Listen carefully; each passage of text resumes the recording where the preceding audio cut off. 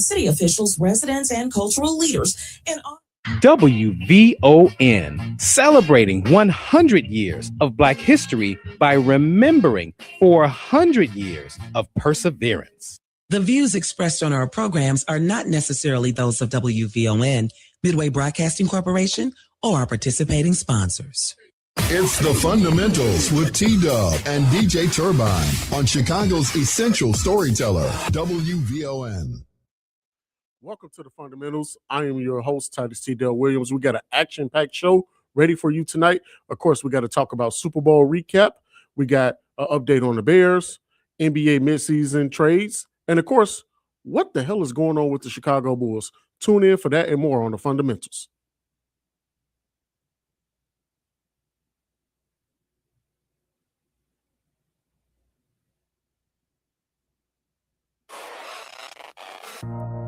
Ladies and gentlemen, this is the main event of the evening. And now, it's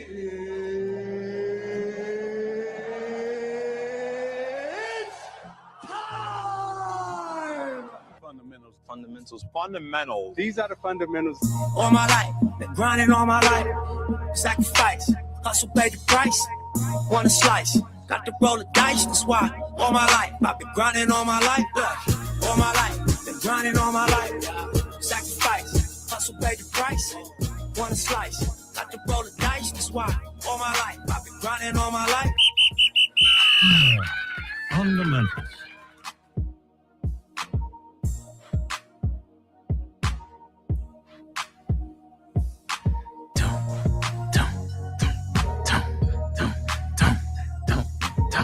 Go! Does it feel good to be alive in a Friday night in the city of Chi? My name's DJ Turbine. And I am Titus T. Dale Williams in the building. We are sorry. We do apologize. We humbly apologize to those who have said, where have these guys been? You know, life's gonna life, guys. I can't pretend that it's not going to. That's true. We here. Not everybody in full force, but you know who is here? The OGs. The OGs. The old, the 1 and 2 punch that where it started from. TNT, baby. Without him, it ain't me. Without me, it ain't him. I'm just saying. No, that's my mama, my daddy, his mama, his daddy. But I'm trying to say. You know what I'm trying to say. It's Friday night, the fundamentals. We feeling right. And quite frankly, man, I've missed doing this, bro. How you feeling? Man, I'm feeling great. Like I said a second ago, TNT Dynamite, because guess what? Dynamite. Let's go, man. This feels so good, though. I'm not even gonna lie. Just us two, man. Honestly, it's a real throwback days. It was just us grinding in the mud, doing what we got to do, but we still here trying to entertain and doing what we do on a Friday night. Yes, sir. Unfortunately, guys, we're sorry. We are so sorry that we haven't been able to be here as much as we should be. Absolutely. Or want to be. Or however you want to put that, but just a lot going on. It is what it is, guys. Yeah. But again, welcome, everybody. We are live on WVON 1690 AM as well as iHeart. You can hear us here in Chicago, hear us over there in LA, New York, Houston, wherever you might be in the United States.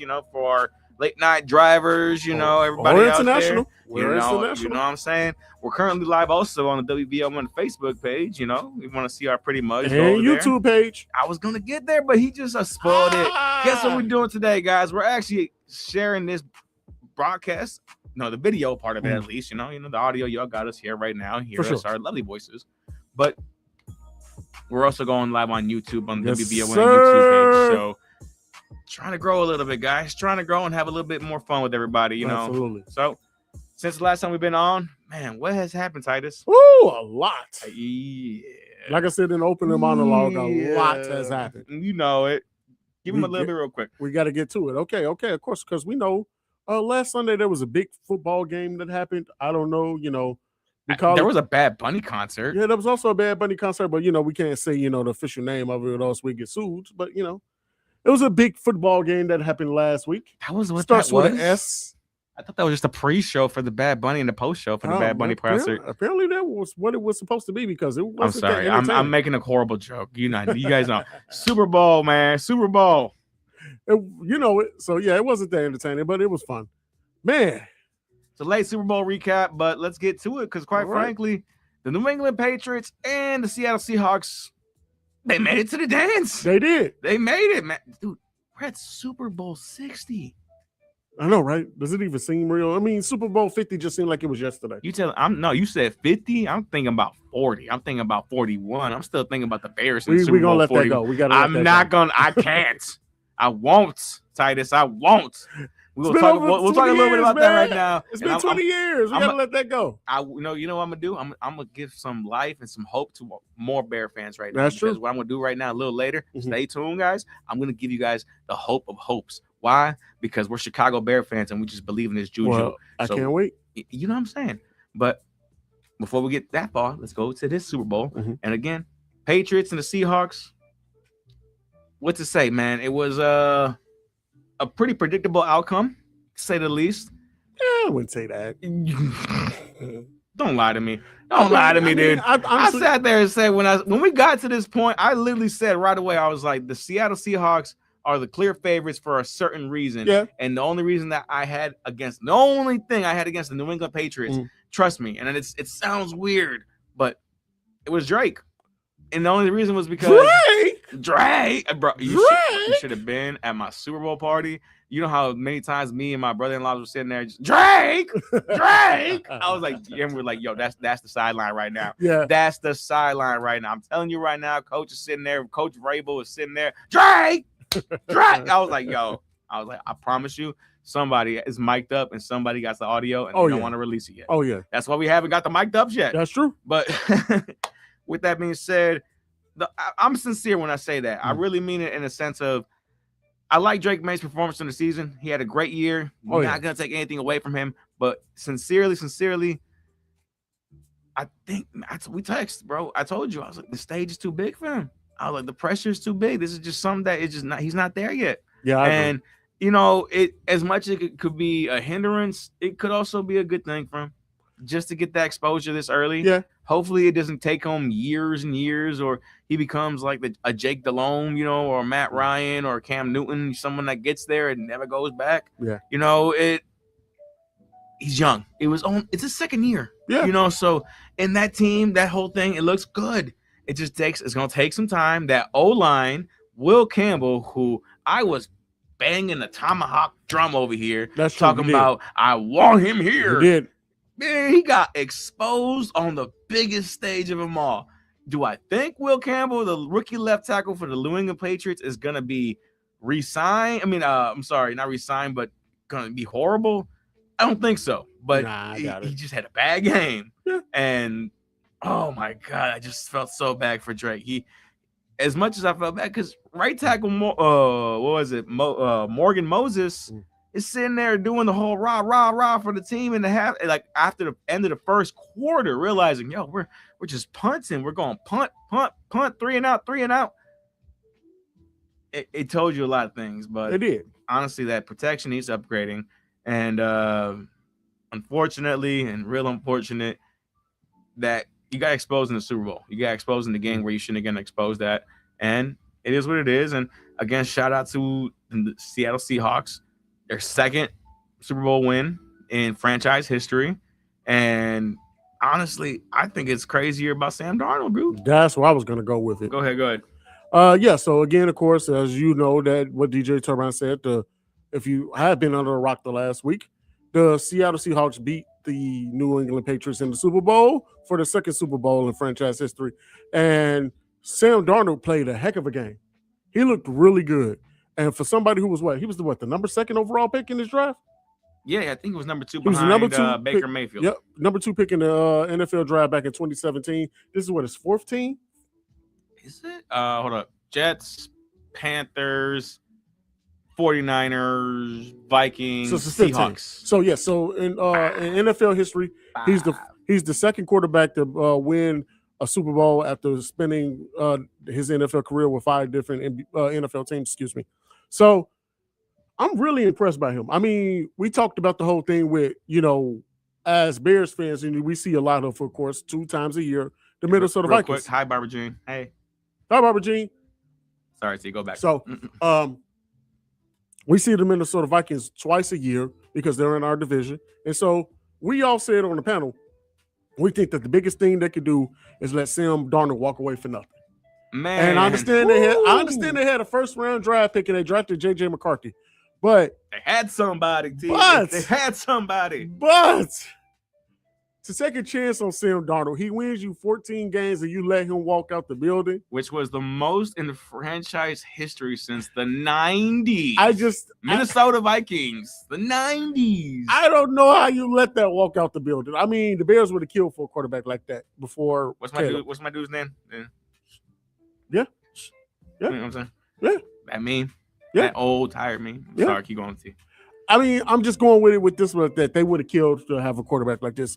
Most teams would have killed to have a quarterback to become in what he has did in the last 2 years and had these type of performances and actually win the Super Bowl. I mean, you got to think about his draft class.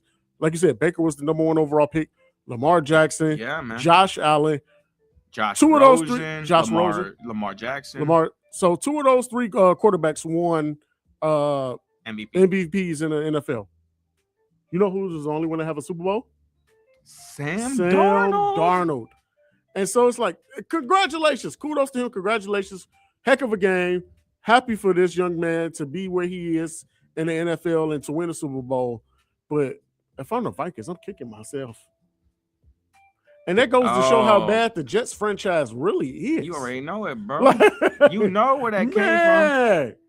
Man. Minnesota star, Minnesota wide receiver Justin Jefferson was already putting those feels out of, baby, come back. You can put it on. I mean, his subliminal, but not subliminal. Sorry with my tweets. chops, but you know what I'm saying. But pretty much saying that he was sitting there. Why did we give this guy away? This guy literally walked Couldn't tell you. away. He replicated the record that he put with the Vikings to Seattle, and it's rarity that you get a chance in the NFL to see a one in and one, one in and one and done. And he's not done. But what I mean, one and done is like win a championship and one season in, championship that first year. Yeah. You don't see that. You really don't. It's a real rarity. If I look back in my personal Rolodex, I really can't remember the last time I've seen a first year quarterback go in and win a Super Bowl like that for a franchise. No, me either. Like rookies, new additions, anything like that. Nah, even like the Peyton Mannings of the world, the big names that switched around. I'm saying the only one that's close is Tom Brady. That's really I'll say close, but yeah, because it wasn't his first year, right? Exactly. It was like his second year because yeah. So, but you're right, close, but it never got that close. Sam Darnold did it. Yeah. And you know what's even crazy about that fact is that what you just said with the whole thing with the Vikings and Justin Jefferson, it's even crazier to me that you called this.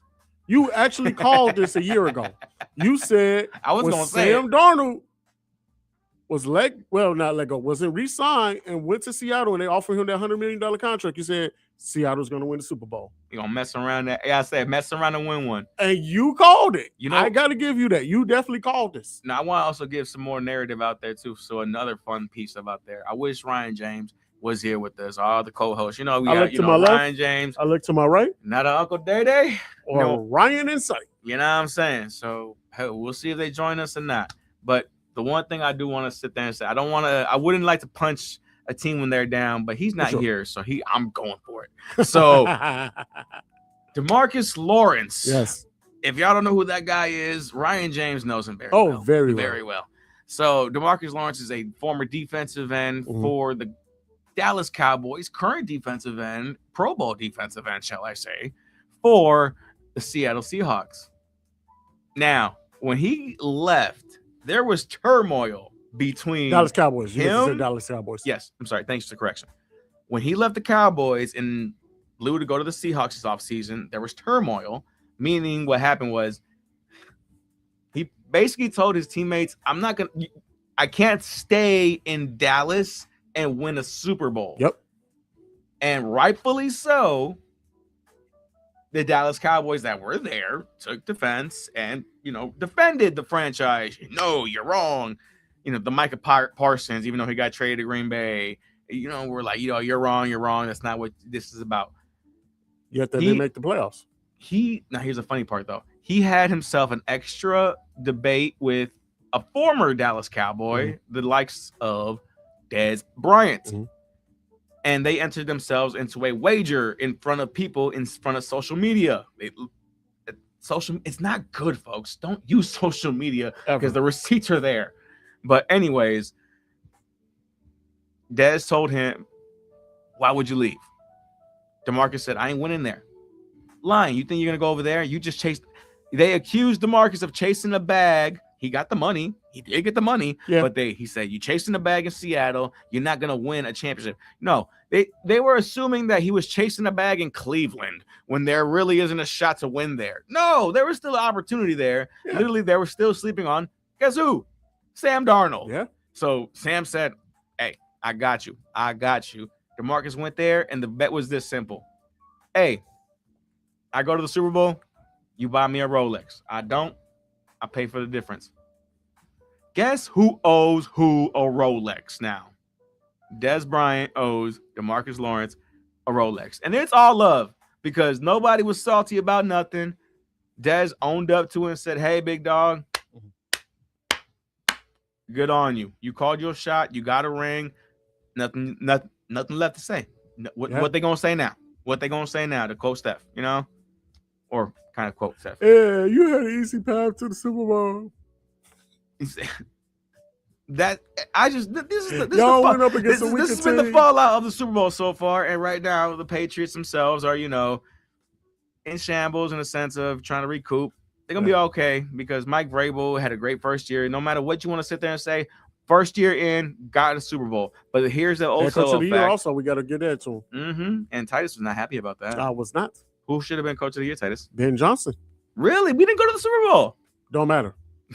The reason why I say I'm gonna be quick with mine. The reason why I say that Go Ben ahead, I'm Johnson, sorry. I understand, Go. I understand, Ignore but to me. me, most of these awards are regular season awards anyway. And to me, I feel like Ben Johnson should have been coach of the year just because of the way he turned that franchise around. Now, Mike Vrabel, Mike Vrabel was already a head coach before in the NFL. Yes, you know, he got fired by the Titans and he had a couple off years, but he already had a league establishment. Everybody knew who he was. Former New England Patriot himself won a couple Super Bowls with them with Brady during the Brady era. So it's like, we know who you are. For Ben Johnson to come out of nowhere, for somebody to take a chance on him to become an offensive coordinator, he becomes offensive coordinator of the Detroit Lions. He has the number one offense for the last 3 years in the NFL. He comes over to the Chicago Bears, who only won 5 games last year and were in a complete turmoil, who fired their head coach in the middle of the season for the first time in franchise history. The Bears have been around for almost 105 years. So the fact that is that the Bears did something that they never done before was fire a coach mid-season. Their rookie quarterback last year with Caleb Williams, number 1 overall pick, had 3 head coaches, and 2 offensive coordinators in the last 2 years. For him to not be considered to be coach of the year, to turn literally a dying franchise around to be a playoff team, to win their division, to beat their arch nemesis, the Green Bay Packers, in this regular season and the playoffs, and he doesn't get to become coach of the year, I think it's just blasphemous. Oof. You said that with your whole chest, I did because I had to. 10 toes, 2 heels. You said that hard, no my shade man. against Mike Vrabel whatsoever. But he went to the Super Bowl, Titus. But here's the thing. Let's listen. The Patriots were bad for what? Maybe 5-6 years, realistically. 5 to 6 years. The last time the Bears won a playoff game was 15 years ago. That was the last time the Bears won a playoff game. They lost in the NFC Championship game to the Green Bay Packers. That was the Super Bowl that Aaron Rodgers won that year. And ever since then, Aaron Rodgers and the Green Bay Packers have owned the Chicago Bears. So to finally, with your head coach in his opening press conference, say, I enjoy beating Matt LaFleur twice a year, and actually do it. We did it. To actually do it. We did it. To stand on business. And say, F the Packers. I hate those guys. But man, how do you not consider him to be coach of the year? but He only got one vote. That's the bro, crazy part to me. He even only got one vote for coach of the year. That's insane. Okay, I hear that part. He should have got some more votes. But if you think about it, Mike Vrabel took a division from the reigning MVP. You don't think about it like that. And all right, no, okay. And you know, it's okay. No, I see. Here's the thing about that. Nope. It was harder, and he went to the Super Bowl. No, it wasn't. No, it wasn't. He went to the Super Bowl. He hard. lost, bro. It wasn't hard. Honestly, Coach McDonald for the Seahawks should have won because he got the Super Bowl. It wasn't hard because he was in the race, but he lost he got more. I think he Yeah. got more votes than Ben. So. It wasn't hard to me. last To me, season. and not to hate again, not to hate on the Patriots or Mike Vrabel, but it wasn't harder to me because of the fact is that you already had an established culture. You just needed a good head coach to come in. You haven't been right the Patriots. They had no culture established. That Patriot culture went away when Belichick went away. Yeah, but they were only bad for again a couple years. The Bears have been bad. Yeah, man, they did Gerard Mayo horrible. The Bears, by the way. yeah, agree. I do agree with you with that. With you on that. They did horrible. But the Bears have been bad for almost 40 years since they won the Super Bowl back in '85. We still harboring and talking about '85, and that was 40 years ago, bro. We got a comment here on the Facebook page. Manuel wants to sit there and say Pats had a very weak schedule. Which they did. I mean, you played the Dolphins twice in your own division. You played the Jets twice in your own division. Manuel, thanks for chiming in. You played the Jets twice in your own division. Your toughest battle were against the Buffalo Bills, and you won the game against them. And then most of your teams were against like the Steelers or the Bengals and stuff like that. So you really didn't have a really, really hard schedule. And I'm not going to say the Bears had the easiest schedule. Don't get me wrong, but they had a decent schedule. And most of those games, they trailed in and came from behind and won those games because they believed in themselves and they believed in their head coach. For them to have the type of season that they had, I just don't understand how you don't give it to them. And that's not me being biased or being a Bears fan, which I am. I feel you. But I'm not trying to be biased, but I'm just overall on paper of what happened to summarize the whole season. To me, I just really don't see how Mike Vrabel was coach of the year. But look, hey, also on NFL honors, we didn't get the coach of the year, but we did walk away as an organization with 2 awards. You can't pretend we did it. They just made up 2 new awards. I don't care, Titus. I don't care. We walked away with awards. Whatever. The first inaugural, what was it, Protector of the Year? Basically highlighting the NFL's offensive lineman, best offensive lineman of the year. And good on them. The big boys need some love. All they're doing is just all year. Give them something. Give them something for all that extra work. And guess who won the first inaugural one? Your Chicago Bears' own left guard, playoff only left tackle, Joe Thuney, who was in his only year with us an All-Pro, a Pro Bowler, first team All-Pro, Pro Bowler. After watching him here, guess what I realized after one season? What's that? We have the current iteration of this generation's GOAT at offensive tackle, offensive guard. Joe Thuney is, you can't tell me there's a better guard in the league right now than him. You can't. No, you can't sell me for whether it's run protection, whether it's pass pro. No. This guy, he is versatile. He is available. He knows how to stay on the field. I'm happy that he's here. I don't know how long he's going to be here, but I am happy that he is in his latter stages at a matured age here, knows what to do. Very happy. And this award, you and me made a joke when we heard about it. We're like, dude, they literally made an award for him.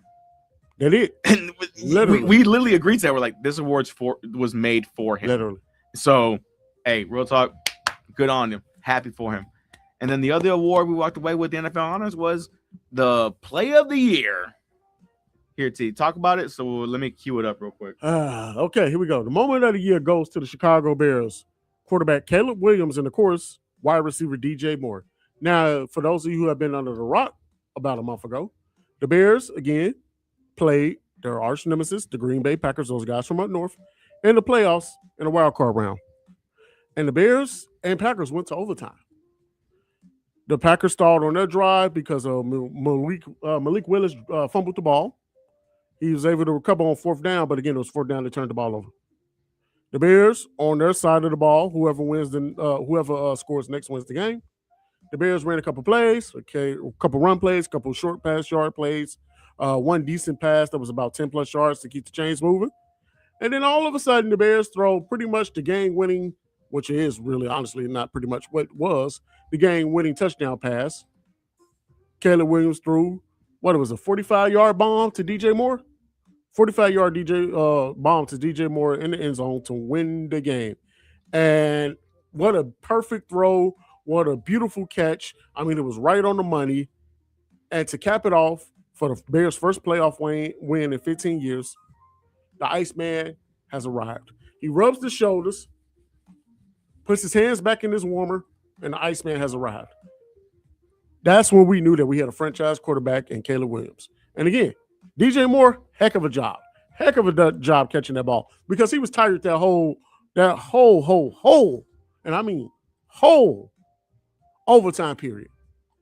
So for him to go all out to catch that ball to win the game, great catch, great throw, definitely deserves moment of the year. And again, to beat your arch nemesis in the Green Bay Packers, you can't ask for anything better than that. I mean, we got the play drawn up right here. Here we go, Turbine. So yeah, so again. And for those on Facebook and YouTube, this is why you gotta watch it. Yeah. Fake Williams looking downfield, launching downfield. DJ Moore, pass interference, defense, don't matter. Clutch moment, play of the year, right there, ladies and gentlemen. Oh my God, you want to see one more time? What a thing this is. Looking downfield, launching downfield, going for it. Keyshawn Nixon, I can't say what I want to say vulgarly on the air right now, but you know what I want to say to you right now.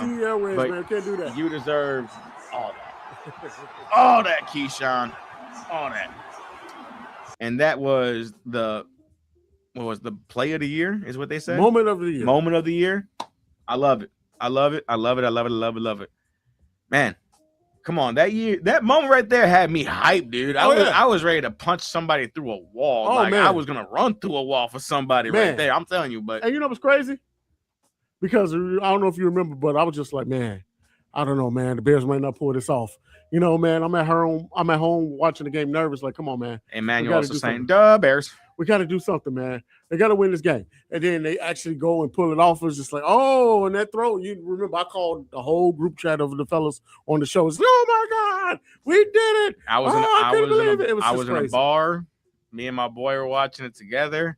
I'm telling you right now, we were stoic. We was Buckingham Palace soldiers. Just, oh, come on. Yeah. And then that play in overtime happens, and then, woo! I went from stoic to straight fool. I was just having my time of my life. Yes. I say, another round, barkeep. I was ready for all that. I was going, man. I'm telling you. But at the end of it all, man, Green Bay fans, you put that in your pipe and smoke it. Because I'm telling you right now, it ain't gonna be any better. That ain't gonna heal no time soon. No. And also by this, y'all Green Bay fans should already understand and actually accept the fact that we're probably gonna stay just as good as this, if not get better. So there's a new sheriff in town. Buckle up, Buttercup. I'm just gonna say that right there. So we got a little bit of time here before we go to the clock. Yes, sir. Let's talk about this actually offseason for the Bears. So real quick, Hey, Seattle, congratulations, y'all. Second Super Bowl in the history of your franchise.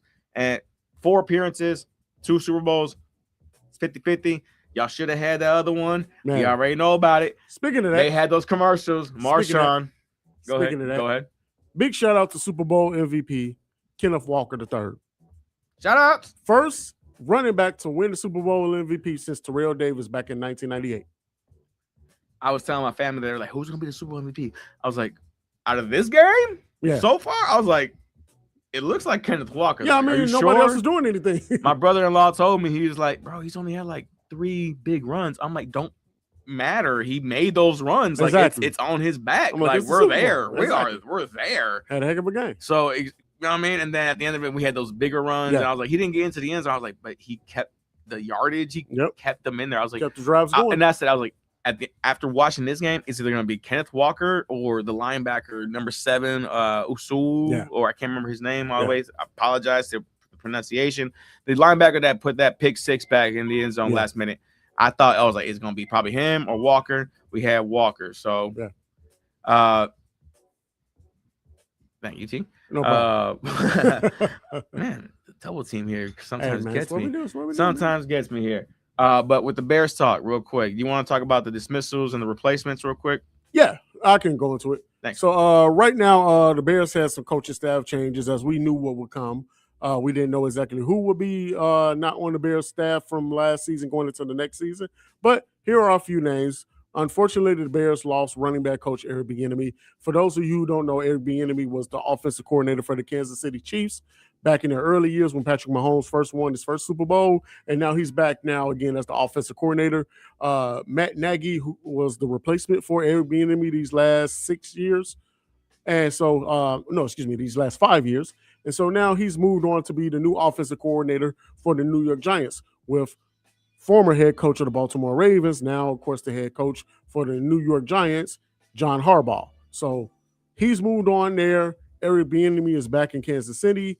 He thanked the Chicago Bears for the opportunity. Loved being here. Loved his time being here. But I'm gonna miss you, Coach. But of course, that was, as I said last year, that was my dark horse pickup. Yes, you were I was so happy. excited for that pickup. So happy and about it paid that, off big time because DeAndre Swift had probably the best year of his career. He did. And so statistically, that was the best year rushing he's ever had. Absolutely. And so I loved when he came in. And Kyle Monunga as a 7th rounder was over 700. Come on, man. 750 yards, man. Come you don't on, hear man. that? You don't get that? You don't. That's awesome. Eric Bieniemy came in and did a great job with this staff.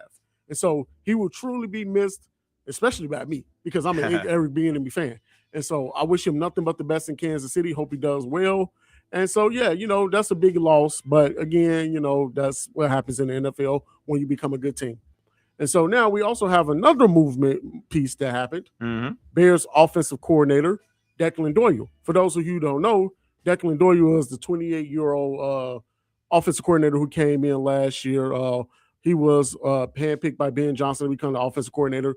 Of course, he really didn't do much. And what I mean by much is the fact is that, he wasn't calling the plays. We all know that Ben Johnson called the plays. Yeah, our OC here is pretty much in name alone. Exactly. But he came up with some of the scheme that, helped the Bears, pretty much do what they do on offense. And so now he has moved on. He is now the offensive coordinator in Baltimore. So he took the full-time job to become the offensive coordinator for the Baltimore Ravens. And so he'll be calling plays and, big promotion for him. Hey, T, real quick. I got a comment here that you might want to be interested in. Okay. Friend of the program on YouTube comments, because we're also live on YouTube, Sidney Brown. Sid, what's up, man? What's up, Sid? And he just wants to say, because we're talking about, the coaches changes over here in Chicago, but he says, I'm gladly, selfishly, that Al Harris is back as DB coach for next year. He was the reason why the Bears led the NFL in takeaways. Absolutely. Couldn't agree with you more. Sid, man, we thank you for chiming in.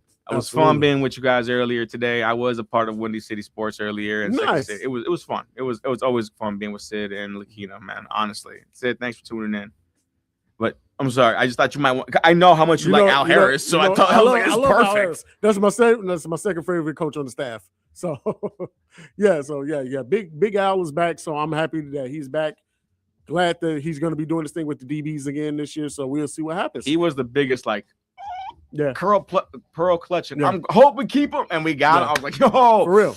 Dude, when he went to interview for the Packers DC job, I thought, my God, I'm puckering up, not in the front, but you know what I mean. I'm just telling you right now, it was bad. It was bad, my boy. I'm just saying. Yeah, but gotcha. So back to what we're talking about with the coaches over here. I guess it all depends on how you feel. Yeah. Yes. So Declan Doyle is now, excuse me, is now the offensive coordinator for the Baltimore Ravens, which means that the Bears had a offensive coordinator position open. A vacancy. Thank you. And so they just made a move actually a couple of days ago. They did. And what did they do, DJ Turbine? So the Bears decided to pretty much promote within house. Mm-hmm. They did have a couple interviews here and there, but they decided to ultimately go within what they already had. So last year, Press Taylor, who was then the offensive coordinator in the previous season for the Jacksonville Jaguars, accepted a passing coordinator game here, which is, it's a very small, position on the offense, but he clearly wanted to get on the staff, and Press has now been officially promoted to the offensive coordinator for the Chicago Bears. So Press Taylor is now going to be offensive coordinator for the Chicago Bears, same position that he held for the Jacksonville Jaguars 2 seasons ago, while last year he was just basically on a minor staff offensive coaching job here. So I'm not against it, but we already talked about it because the offensive coordinator job here is what? In name only. In name only. That's all it ever is. Speaking of in name, what a cool name. Press Taylor. Put that on the job application. That is a cool name. If I'm a defensive coordinator with that name, if I cannot contribute to press coverage, I don't think I'm doing myself. Right. It sounds like a play. I don't think I'm doing myself any. What a great name. The next one. So who is going to be replacing Eric Bieniemy? Yes. So Eric Bieniemy's position is going to be replaced by, believe it or not, guys, a former Chicago Bears coach years and years ago. Lovie Smith back? No, even before Lovie. Oh, man. So You this got guy, me sorry, but I'm looking at Eric Studsville, running back coach, who will be replacing Eric Bieniemy, who did an amazing job with that room. We talked last year already. Their run team was good. Yeah. O-line, them, and gelled. It was great. Now, Eric Studsville, last time he was here with this team, it was a while ago, was the year 2000. Ain't no number around that. Oh, 0, 0, 0. I love you got here. Because he started his career here. He really much started his professional coaching career with the Chicago Bears in '97, being I'm looking here correctly, was an offensive quality control coach, and then got promoted to offensive assistant. Those are the positions that you're just here. You're trying to get your foot in the door. And then from 99 to 2000, wide receiver coach and special teams assistant coach. In that time, he decided to really hone in on being a running backs coach. Right. So after that, you find him going from New York, from the Giants to the Bills to the Broncos, where he was last year with the Dolphins, where he was been there for a couple years there since looks like the year 2017. Won a Super Bowl with the Broncos. Has experience with this. I think it's a good pickup. Yeah. He like I said, he has. When I looked at the running back rooms that he's been exposed to after he actually took the position of being a running backs coach, most of those rooms actually have a lot of success. Even the last couple of years with Miami and Devon Achane, and there's been Raheem Morris was there. There's been a lot of other guys, not Morris, Morstead, but there's been a couple guys there that actually have had success. Yeah. He was a part of the running back room that helped the Broncos go to the Super Bowl. That's true. With CJ Anderson and Willis McGahee and all those kind of guys. They had a revolving room at that time, but he was a part of that room. I've seen offenses where that running game has been very effective. So I'm pretty good with that here. I don't know about you, Titus, but no, I love it. Like you said, I thought that he was probably one of the best men for the job. It was great. I thought it was a huge pickup, a great pickup, because of the fact is that, like you said, he worked with Super Bowl winning running backs. He brings the same type of energy that Eric Bieniemy brought. So I'm excited to see this, and I thought again it was a great hire. I mean, we'll see how it goes out there. Oh yeah. But there's pretty much your update with the Chicago Bears. We retained certain coaches that we need. Like I said, Al Harris. Thanks for Sidney Brown actually putting that out there. That's a big retention for us. And then the coaches we lose, Declan Doyle and Eric Bieniemy. Right. Big losses. Yeah. It's unfortunate. It really is. Yeah. But I think we'll be okay. I do think we'll be okay. We're holding the right positions where we need to hold the right position. Like you said, the most important is the offensive coordinator and Ben Johnson. He's going nowhere, so we're fine. So right. I think we're against the clock. Oh yeah, we are. But do you want to take this call first, or do you want to go to break? Actually, yeah, let's take the call. Okay, let's go. We got Dylan on line one. Dylan, welcome to the Fundamentals here on Talk of Chicago 1690 WVON. Well, I can honestly say that this is my first time ever hearing about this show. Well, welcome to the Fundamentals, Dylan. Welcome. Thank you for calling in. Yeah, we've been on for a couple of years now, but we always love a new audience.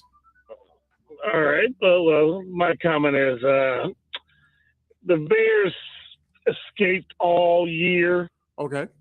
But they're going to have a harder schedule. Mm-hmm. So that whole record that they had this year, that won't be repeated next year. So you think they'll be worse? No, I don't know. They're going to be competitive. Green Bay will get them. They will beat them this, the coming year. Mm-hmm. They're not going to sweep them again. But I give you guys credit for will you make the playoffs? Absolutely. Will you go far in the playoffs? No, I don't see that happening. I'm a lifelong. Well, I'm a Bear hater, obviously. Hey, at least you're upfront. Right. I appreciate that, Dylan. I'm born and raised in the suburbs. I rocked with the Bears for so many years, and once I jumped ship, whoever they play, that's who I root for. Oh, okay. But, I look forward.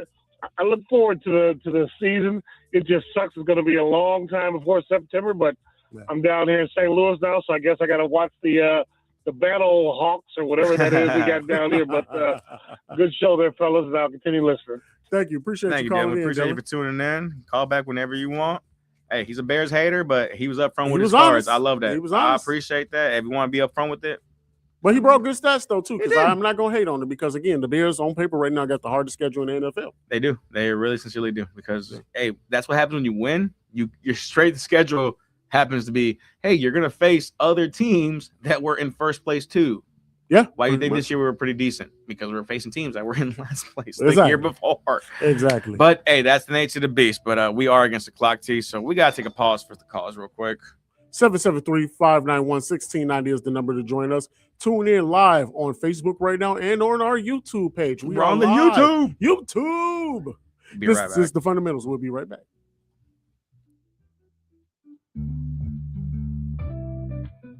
The talk of Chicago and the voice of the nation is 1690 WVON, Berwyn, Chicago. Hardworking, and actually, a lot of our companies brought them here, knowing that their immigration status, employed them in agriculture and restaurants and factories. But you never hear about those factory owners. They're never penalized. They put them on the same plateau with those that have committed violent crimes, and they said they're all criminals. Even people that have been here for decades, law-abiding, taxes paying, asset to the community. You know, I think most of us agree that those criminals, those violent people need to be gone. But Yeah. I don't think anybody expected that they'd be going after, as you said, splitting up families. And during the years, they had it's still broken, the immigration system. So some of these people came here expecting to get asylum or green cards or whatever it is. And it seems like they're just putting everybody in the same basket, especially Same those who are basket. black and brown. Yeah, because they came looking to be able to get into a system where they could be here legally. You know, they came looking not to exploit the nation, not to take advantage of the nation, but they wanted to seek a better situation for themselves, their families, but they were hoping for asylum. They were, a lot of them came from situations that their lives were in jeopardy. Their families were in jeopardy. And they took the risk that even the journey could have cost them their life. You can hear the rest of the interview this Sunday at 9 a.m. and 9 p.m. Eastern on The Black Perspective. I'm Mike Stevens on your home for Black News First, the Black Information Network. Need a vaccine? Get 14 no-cost vaccines with most insurance, like shingles, Hep B, and more at CVS Pharmacy. Weekend and evening appointments available. Schedule today.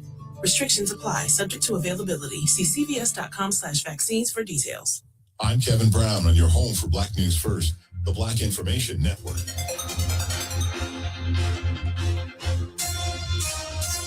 It's NAACP Image Award season. The stories that moved us, the voices that changed the conversation, the creators who showed up and kept going. We see you. It's your turn.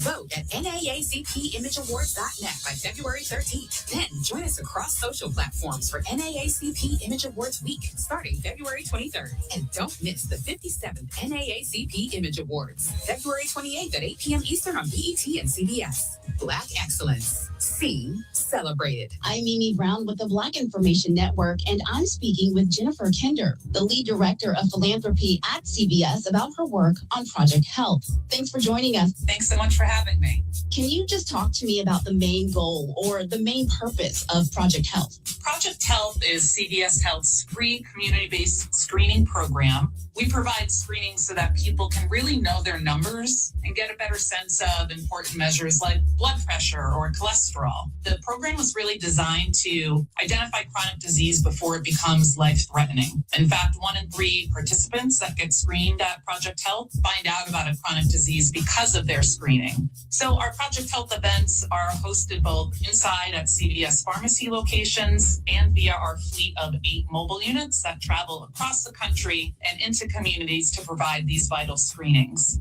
Speaking of communities, which communities is Project Health currently serving? And tell us why the focus on those communities. We are currently in 18 states, including California, Texas, Florida, and New York. And we really look at where is there a high community need? Where do we see high rates of chronic disease? And where do we see high health disparities where Project Health might be able to be a resource and a support? So that's really where we tend to focus on. How has Project Health evolved over the years to meet the needs of these communities? So we have a Project Health app that is free to download. Folks are able to go on there. They're able to upload their screening results right from the event so that they can keep track of the screening results, talk to their doctor about it. But then they're also able to go on and find local resources. We have an amazing directory of community health centers, free clinics, providers, et cetera, so that people can find that follow-up care. Thank you for your work on Project Health, and we look forward to following the progress. Honest, credible, trusted. The Black Information Network. The Black Information Network on iHeartRadio. You have questions. Will you be the voice of reason in the administration and urge Trump to stop waging a war on American consumers? We have answers. The survey also found that 29% of Americans could not afford an unexpected expense over $400. Whatever happens next, you'll hear about it. Students at Arkansas State University in Jonesboro are raising concerns about allegations of racism on campus. On the Black Information Network. This is Mimi Brown with the Black Information Network, and today I'm speaking with Krishana Scott, a beauty sales coordinator for CVS and licensed esthetician. She's here to share a few of her skincare and beauty routines with us. Krishana, thank you so much for joining us. How are you? I'm doing great. Thank you. I know there are so many men and women of color. Get the Black news that matters in 30 minutes on the Black Information Network. This is BIN on iHeartRadio. News with a new perspective. 87-year-old Black representative from Southern California, Maxine Waters, is being challenged by a 53-year-old Black nonprofit executive for her seat in Congress. News with a Black perspective. The city of St. Louis, Missouri is celebrating a first. 5 Black women have been promoted to the rank of fire captain. The Black Information Network is 24/7 news. That's the Illinois public health programs alone would exceed $100 million. That matters to you. BIN News this hour. I'm Doug Davis. Coming up, taxpayer dollars are being used to brutalize and kill American citizens or violently target law-abiding immigrant families, and that's unacceptable. Congress is out for a 10-day break as the nation prepares for another partial government shutdown. Plus, Black U.S. Senator Cory Booker rips a Trump Secretary of State assistant nominee who called the Civil Rights Act anti-white, and another deadly shooting rocks an HBCU campus. Federal lawmakers are out for a 10-day recess, leaving DHS, FEMA, Coast Guard, Secret Service, and TSA workers, many who are Black, out in the cold as the country prepares for another government shutdown. Democrats led by Chuck Schumer and Hakeem Jeffries this week blocked a funding bill and 2-week extension on DHS funding after Republicans failed to meet their demands. I'm in the process of reviewing the most recent so-called offer from the White House. We'll take a look at it, but my preliminary assessment of it is that it falls short of the type of dramatic changes necessary in order to change ICE's out-of-control behavior. Up to 23,000 workers, a number who are Black, will have to work without pay starting February 14th. ICE and CPB will remain funded, so Americans can expect more delays until a deal is possibly made later this month. Meanwhile, in the tense Foreign Affairs Committee hearing Thursday, Black New Jersey Senator Cory Booker led into Trump appointee for Assistant Secretary of State for International Relations Jeremy Carl and his long history of derogatory comments about Black people. Oh, no, you look upon me as my color of my skin. You say holidays like Juneteenth or racial hustles. Don't come here and hustle me. Booker and other Democrats feel Carl lacks a moral authority and diplomatic pedigree to represent the U.S. abroad. You make the most incendiary comments, and you sit here and say that you do not have a worldview, that somehow our country is weakened based upon the populations of each. In fact, you say that it is a threat to the United States of America and create an us versus them. And the only interpretation I can have of us versus them is it's white people against others, which sounds deeply racist to me. Carl, who is known by many as a white nationalist, claimed that Jim Crow was milder than how January 6 rioters were treated and embraced the Great Replacement theory. And as it stands, only one Republican committee member is opposed of his nomination. No word on when the final vote will happen. And finally, gun violence claims 2 Black lives on the campus of HBCU, South Carolina State University. Late Thursday evening, shots rang out inside of a dorm room where 3 people were shot. One of the men died at the scene, the other at an area hospital. That other student was injured and is surviving. The campus went on lockdown but has been lifted, and classes have been canceled today, and grieving counselors are available for students, staff, and faculty. It's the second fatal shooting incident this year. The South Carolina Law Enforcement Division, or SLED, is leading the investigation. Officials are scrambling to find the suspect and a motive. Stay connected and subscribe, and follow BIN News this hour wherever you get your podcasts. I'm Doug Davis for the Black Information Network. Have a great Valentine's Day weekend, and of course, stay warm and safe out there.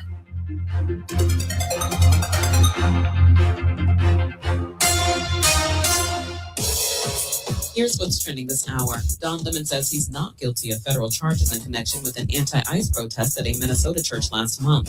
The former CNN anchor made his plea in a Minnesota federal court on Friday. The troops involved in the capture of Venezuelan President Nicolas Maduro are getting an in-person thanks from President Trump. And LeBron James is adding another accomplishment to his career resume. At 41 years old, he is now the oldest player in NBA history to record a triple-double. I'm Amber Payton, and that's what's trending.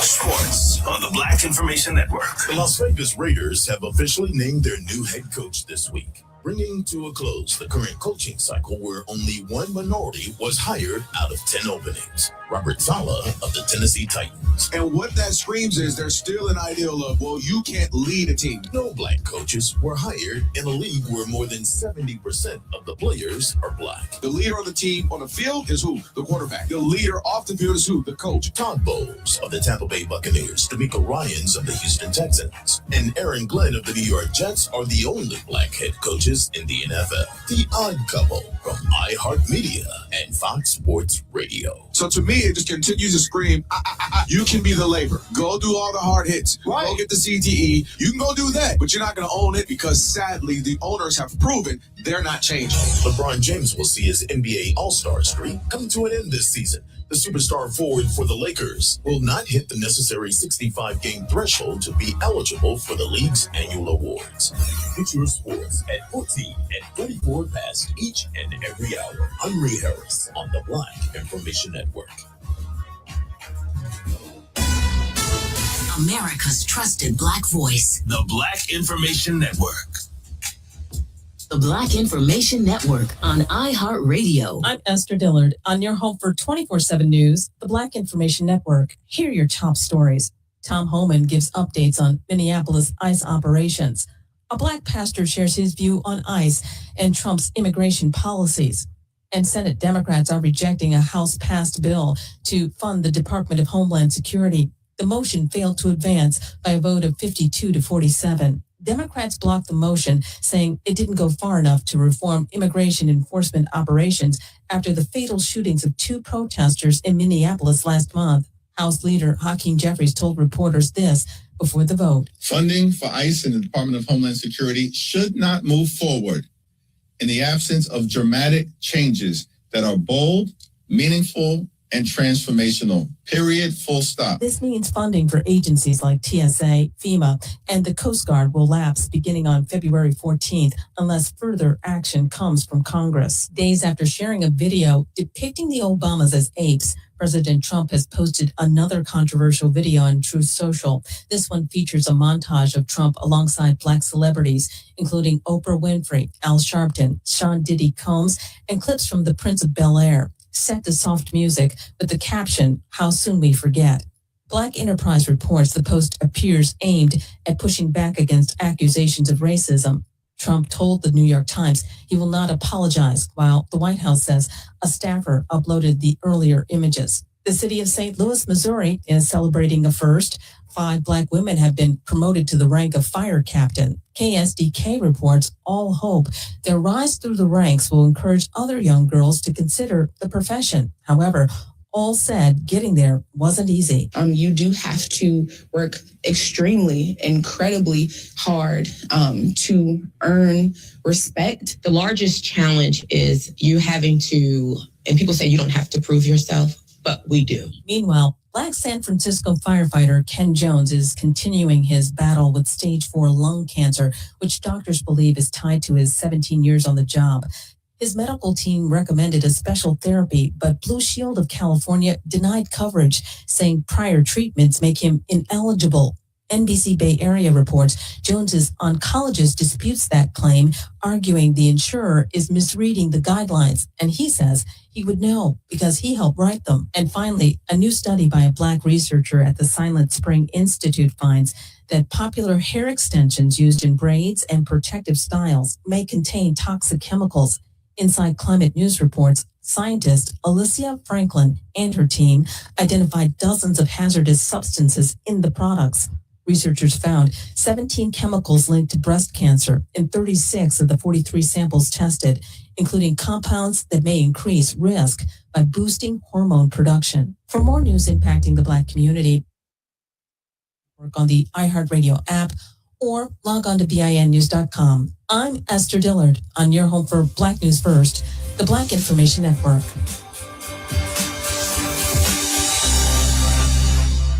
Radio and podcasts all in one. Discover a new podcast from. Hey Alexa, play WVON 1690 AM. Getting WVON 1690 AM station from iHeartRadio. Try it out for yourself. America is listening to WVON. I may ask this family about what they eat. Dr. M? If he's turning playtime into screen time, that might be something I'd like to know. Has he tried smoking? Does he vape? I might even ask about changes to her body. Is she feeling overwhelmed? Any signs of anxiety? If we feel comfortable asking these questions, shouldn't we also be asking, how do you store firearms in your home? Firearm injuries are the leading cause of death for children and teens in the U.S. It's our responsibility to have a conversation about firearm injury prevention, because questions about safety are questions about health. Find tools at agreetoagree.org/healthcare.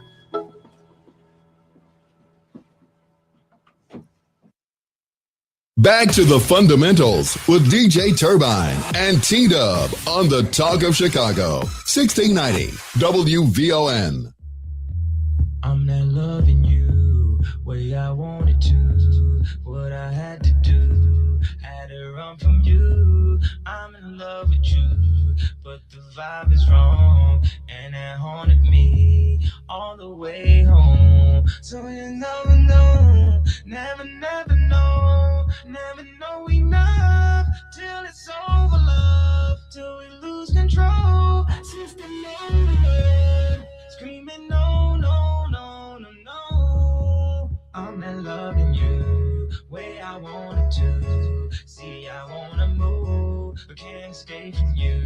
So I keep it low, keep a secret code, so everybody else don't have to know.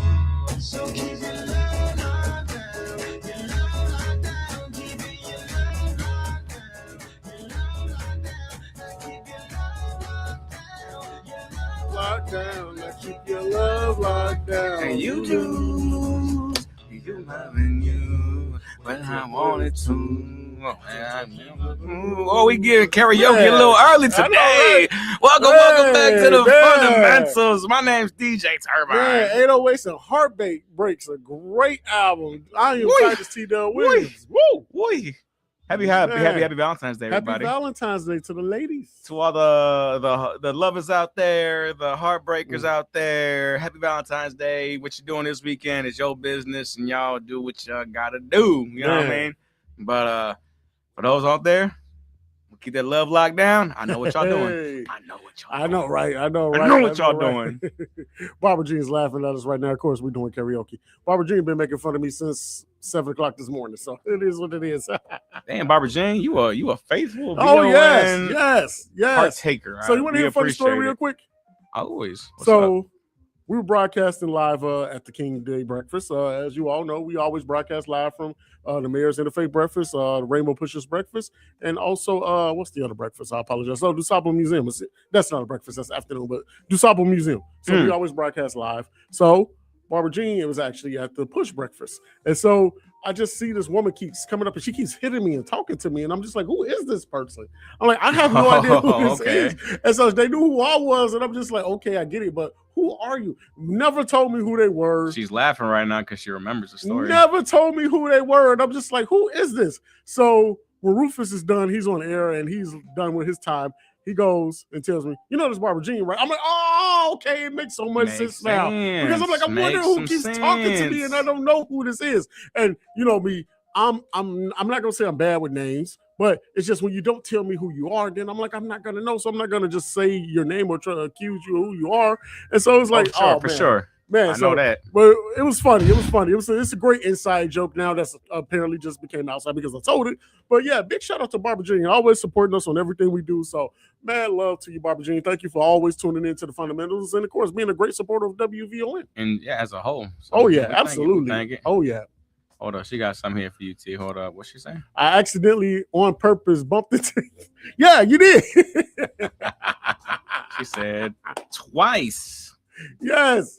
Because I'm sure, like, who is this? Okay, this story is funny. It just keeps evolving. It got better and better. That is funny. So at the time, I was a little like, who is this? Why they keep doing this to me, not telling me who they are? You know, I'm trying to do my job, but at the same time, it's like, trying to be professional. Right. I'm like, I wasn't mad at all, but I'm just like, why won't they tell me who they are? Ooh-wee. Well, on the other side of the break, we was talking about football, Super Bowl, the Bears, all that fun jazz. Just to put a little nice bow on it. One little thing, T. The Bears could have beat them both. Man. They could have beat them both. We're not even going to go into that. I know. That's why we're going to end it there. I'm going to be that guy. I'm going to be that guy. I got one thing to say about that. What's up? Shout out to Brother Wall. Brother Wall always comments on Facebook Live, on the chats and stuff. So he's always messing with me, especially on Rufus's show. He always saying, T-Dub, you need to do this or do that or something. I'm like, most of the time, I don't even have control of any of the stuff he's talking about. So I just watch the comments. And so he said something early this week and was like, T-Dub. And I'm like, yeah. Field goals matter, don't they? And I'm like, you got dang right they do. This is how you win games. He's still mad about that, ain't the you? points. You take the points. There is no tomorrow. Why are you not kicking field goals? I mean, we literally just saw Super Bowl basically won off field goals. That's all I'm saying. You take the points. How it matters. How it does. It does matter. We all saw that. But that's why I want to sit there and say. I'm good now. I'm gonna decompress. I'm gonna decompress about that. I think the Bears could have beat both of them. I promise you they could have. I think we could have. We could have. I don't know for sure. I really don't. But I'm telling you right now, looking dead at the camera, I really think we could have beat them. I know. Grab his camera mic from here. I think we could have beat them. I know we could have. I'll leave that there for that one right there. But let's change the topic. Hoops. All right. Pigskin's done. All right. What would they say in the NFL draft? Thank you for partaking in the 2025-26 season. We see you next year. Pretty much. It's over. Thank you. NFL, we turned the book. But guess what? We turned the book, but hoops is still going. Let's go. So, the Bulls in the NBA. This hour right now, we're going to make it our NBA hour. We're going to talk about hoops, Bulls, the whole rest of the league, what we think of so far. That trade deadline was crazy. Man. So let's figure out where we want to start here. I think we start at the bottom, work our way up, and ironically enough, guess what's at the bottom? The Bulls. Exactly. So let's start with what's at the bottom, us. So it's just what it is, man. Oh man. So the Chicago Bulls, this trade deadline, which was last week, a week ago, 10 games ago, something like that. About 9-10 days ago. They had one of the most active trade deadlines that I have ever seen in any NBA deadline. Because quite frankly, I got dang near whiplash watching these guys left, right. I was like, yo, this guy. Whoa, he owes me money. Wait. And it was going crazy. I'm just saying. So the Chicago Bulls pretty much cleared decks. And by that, I'm sorry to say, but the Joker card is still here, and the Joker card is still Patrick Williams. So, but everybody else is gone.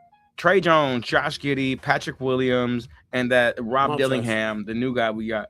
The Montas Buzella. So 5. So with all out those, of 15, man. Oh my gosh. but those are the 5 contracts we're gonna carry over into camp, and you got to carry at getting worse least. when you say You can this. carry at least 15, 16. You know, a couple Yeah. two ways. Yeah. So with that being said, it's like, you know, we're trying to figure that out there. So that's why I think we're loading up for a big swing. That's the We only have thing so much money available. But here's the thing. That if you can get the Giannis, if you can get the, I don't know who else is available right now. The Bulls should not be in a scenario to try and trade for a Ja Morant. You know what I mean? Yeah. We have the point guard. We don't need the point guard right now. There are a couple nice names out there. I really don't want Zion Williamson No, because gosh, people no. are flirting that name with us, but I Gosh, don't no. want that.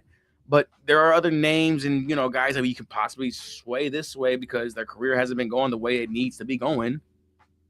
You know what I mean, T? Yeah. I mean, but my thing is, though, I agree with you with that. I think they could be making a play to go get a superstar. But at the end of the day, who else do you bring to this team? Because you show nothing but incompetency the last 6 years. I mean, even before that, with the Garden Pax era, with the whole thing with Jimmy Butler and the Bulls. I mean, the last time they won a playoff game was, what, 2017? Yeah, man. That was almost 10 years ago. And just a game, not a series. Like, literally, Okay. 8 games. So Just it's one like, game. The NBA is different than the NFL, folks. I don't know what's going on, man. I mean, at the end of the day, yeah, you spend your money with it to go get a superstar. Let's say you get that superstar, you got to bring in other players too to fit the mold. And we also know that Giannis is also aging. Giannis is 30 years old. Yeah, no, He's no spring chicken. He has some good years in front of him, but how much? Because he comes here, you still have to build. Like, we are not in any way, shape, or form ready. We have to. That's what I'm saying. Once he comes, you're still in the situation of build. But that's what you said. Like, even then, with the free agents that you're talking about, this isn't a great free agency class at all. So it's like, I have no idea what they're trying to do. That's what I'm like, you really only got 2 options. Either you can go all in and try to get Giannis, or you take what you had with this roster and just rebuild from the beginning. I mean, you can tank the rest of the way and go and try to get, you know, one of the Boozer twins or something like that. But other than that, I mean, again, I honestly, even then, will that work? You said the Boozer twins. One of the Boozer twins. Oh, you just want a legacy to be here in Chicago, huh? Nah, not really. Honestly, Oh, you started it. Honestly, I'm so sick and tired of the Bulls drafting in the first round. And what I mean by that, I'm tired of them being in, you know, that 1 through 10, you know, lottery pick thing. Because most of the time these lottery picks don't even work anyway. You know, it's funny. Earlier So today, it's like, I'm over it. So earlier today, I was on with Sid and Lakina on Second City Sports. Oh, speaking talking. of that, we got a comment from Sid. Oh, did we not? Oh, let's go over to it. Sid, what you got for us? T? The Bulls should have started the rebuild after Lonzo Ball was injured back in 2022. I agree. If not, restarted the. They just needed to find Went to go get a point guard. They needed to find a replacement for Yeah, him. they never and addressed just the point never guard. did. Yeah. They went in-house and thought Caruso, and they realized Caruso is not a point. He's just a two-way guy that you need to put him in certain situations. They got Patrick Beverly too late, and for some reason didn't offer him another contract. Still don't understand It just never made sense there. You never supplemented Lonzo's loss. But Sid, honestly, I think you're not that wrong off there because we saw the skid once he was gone. We went from number 1 seed to the 6th seed, and we were humbly exited by the Bucks that year.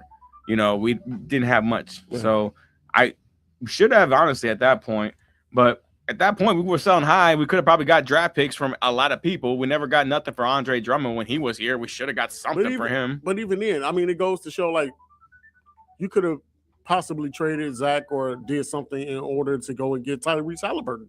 Before he got injured, Tyrese was killing it, especially in the finals last year. So you had plays to go and address the whole point guard issue, but you just chose to never do that. We got some more comments here real quick. We got what's up? T-Dub. Brother Al. Nephew Turbine. That's my T.O. right there. That's my aunt right there. That's my aunt. Up, Brother Al? Thanks for tuning in with Shout out us. to Al Greer, the legend You Al know, Greer. Dr. Al Greer. Love it when he tunes in. Unc, we love you. We All love you. right. Appreciate you joining us, man. But back to what I was trying to say when I was doing bedtime stories right now. What are you doing? You say bedtime stories. Let him That's be. the name of his Let show. him be. Let him be. But earlier when I was on with Sid and Lakina, one thing I was talking about when it came to development and drafting was my distrust in this organization. Agreed. Simply because I said the players we've seen so far that we have drafted, and I got to go past. I'm going Patrick Williams and forward. Okay, so because you're going from Kobe 2020 to didn't now. count from the regime in a Gotcha. sense. He matured into something nice, but at the end of the day, that was not their pick. AKMME's selection. Okay. Either way, forward. Their draft selections haven't paid off yet. The only one I can sit there and say that actually did something and actually matured into something that really meant good was Ayo Dosunmu. And this is what I shared on their show earlier. And what I said was simply, when you want to develop an NBA player from scratch to the end, Ayo is the perfect example of how that gets done. Yeah. In a sense of rook, shot, grit, grind, and where he gets to. Because where he was as a rookie, where he is today he is a pretty well polished off two-way player that, quite frankly, is now getting so much rave because he's on a contender and there's so much, oh my God, what if this guy is on a contender? Because that's how good he was. Yeah. Here, it was simply just he's just the kid from the city. Great, because at the end of the day, I love the actual maturation of from rookie to where he is now. But the reason I'm saying that as where I fault the organization is it doesn't get better than that in a sense of you draft him, you develop him, he gets to this point in his career. 4 years later, he's literally a guy you're trying to offer him specifically because he was a second round pick, his second contract, and actually keep him around. And you realize, let's get him rid of him. I understand business, but I just don't understand the whole sense of, are we in the business of getting players, developing them, and fixing them into our future? I got a question for you. Go ahead. You remember the movie Friday? You remember when he got jumped for the bike? And then Debo! he got knocked out and all that other stuff. And then you want some, old man? No. And that's what the Bulls are doing. They don't believe in developing players. So to answer your question, no. I mean, honestly, again, I refer back to the same thing that I always say. If you want to go back and look how bad the Chicago Bulls franchise has been, we can go back to Jerry Reinsdorf and the Chicago Bulls with Michael Jordan. Look at The Last Dance. It'll tell you everything you want to know about this franchise. I mean, for God's sakes, they had a headband band. Who has a headband band? Also, hey, by the way, I do also want to throw this out there. NBA, this is a personal me to you. Super Bowl Sunday, you didn't have to do that to me. What did I do? What I mean by that is I was getting ready last Sunday for Super Bowl Sunday.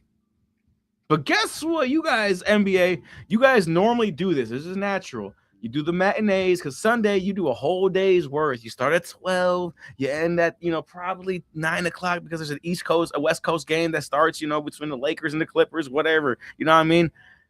That day, it's Super Bowl Sunday. We're gonna do a matinee, but only 2 games in the morning. You know what you made me watch?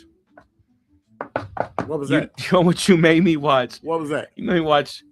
First game was the Knicks versus the Celtics. Oh, you got to see Vooch. It's a good game, but I had to see Vooch. Yep, I was like, oh, so I got to watch Vooch in a Boston Celtic uniform.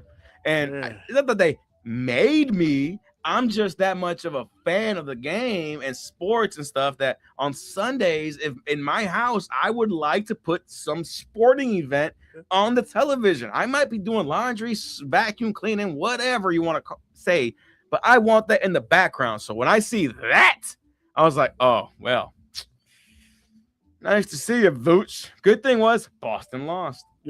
But what's the double whammy? The next game.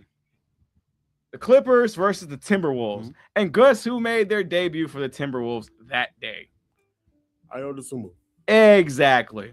So I was like, wow, NBA, you just want to put that dagger and just twist it.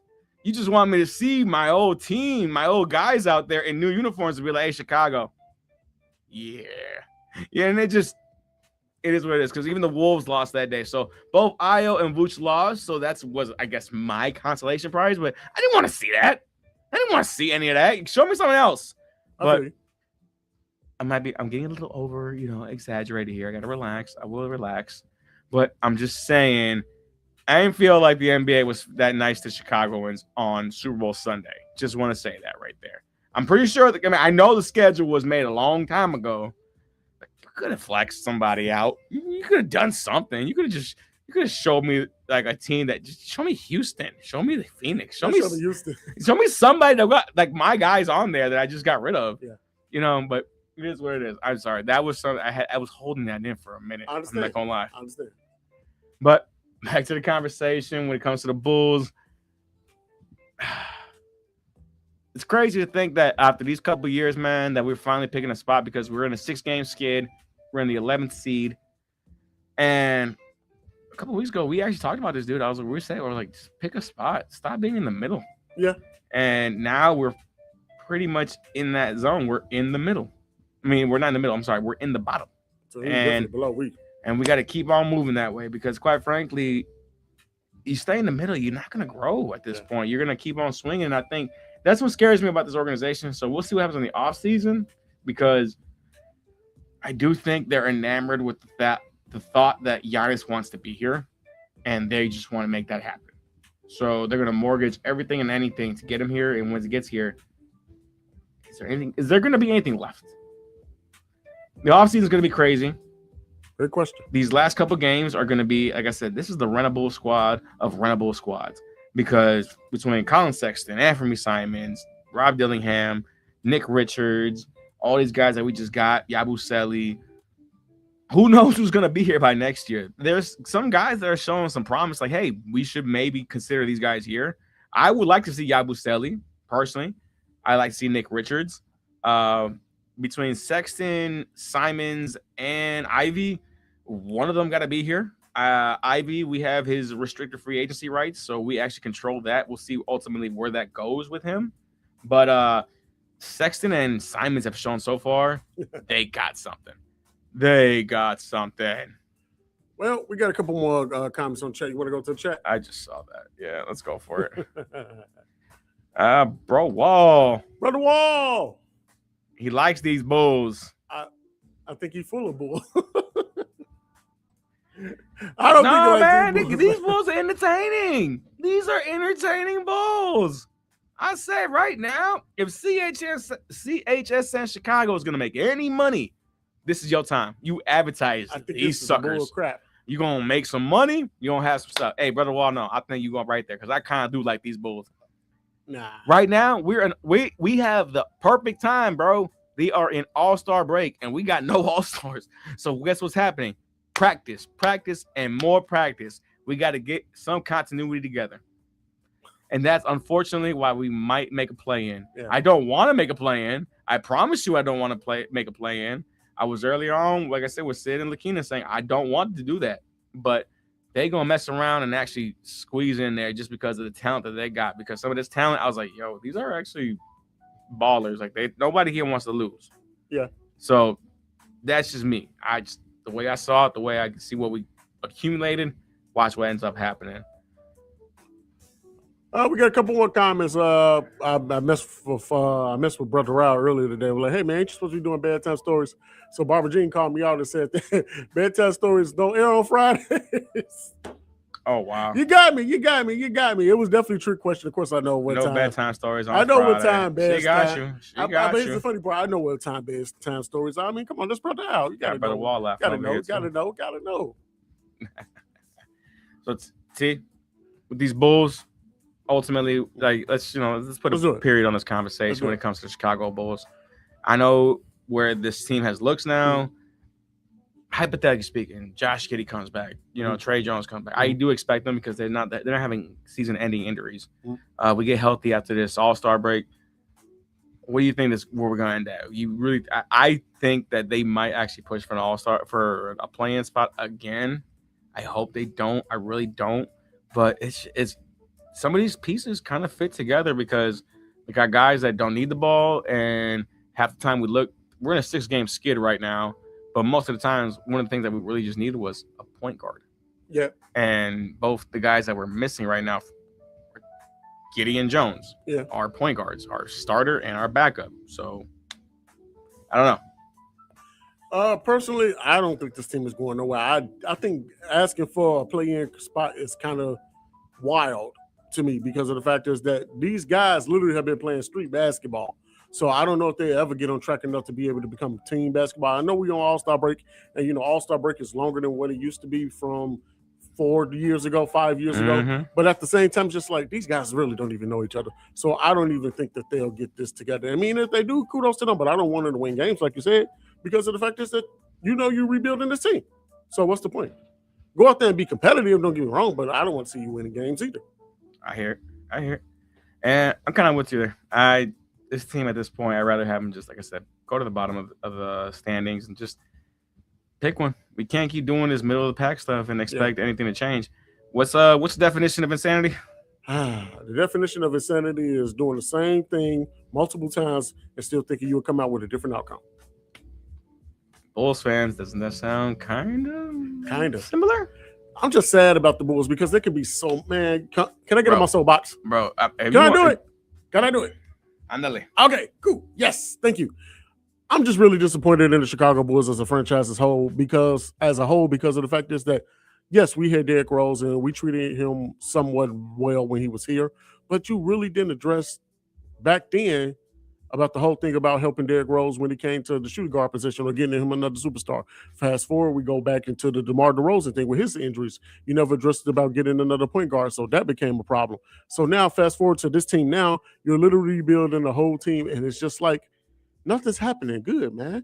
It's just like you still stuck in the same place. I mean, we changed management, yet alone, even with management with AK and Mark Eversley coming in, nothing's really changed. I mean, you had one good playoff run in 5 years. And it wasn't even a good playoff run because you went to the playoffs and got swept.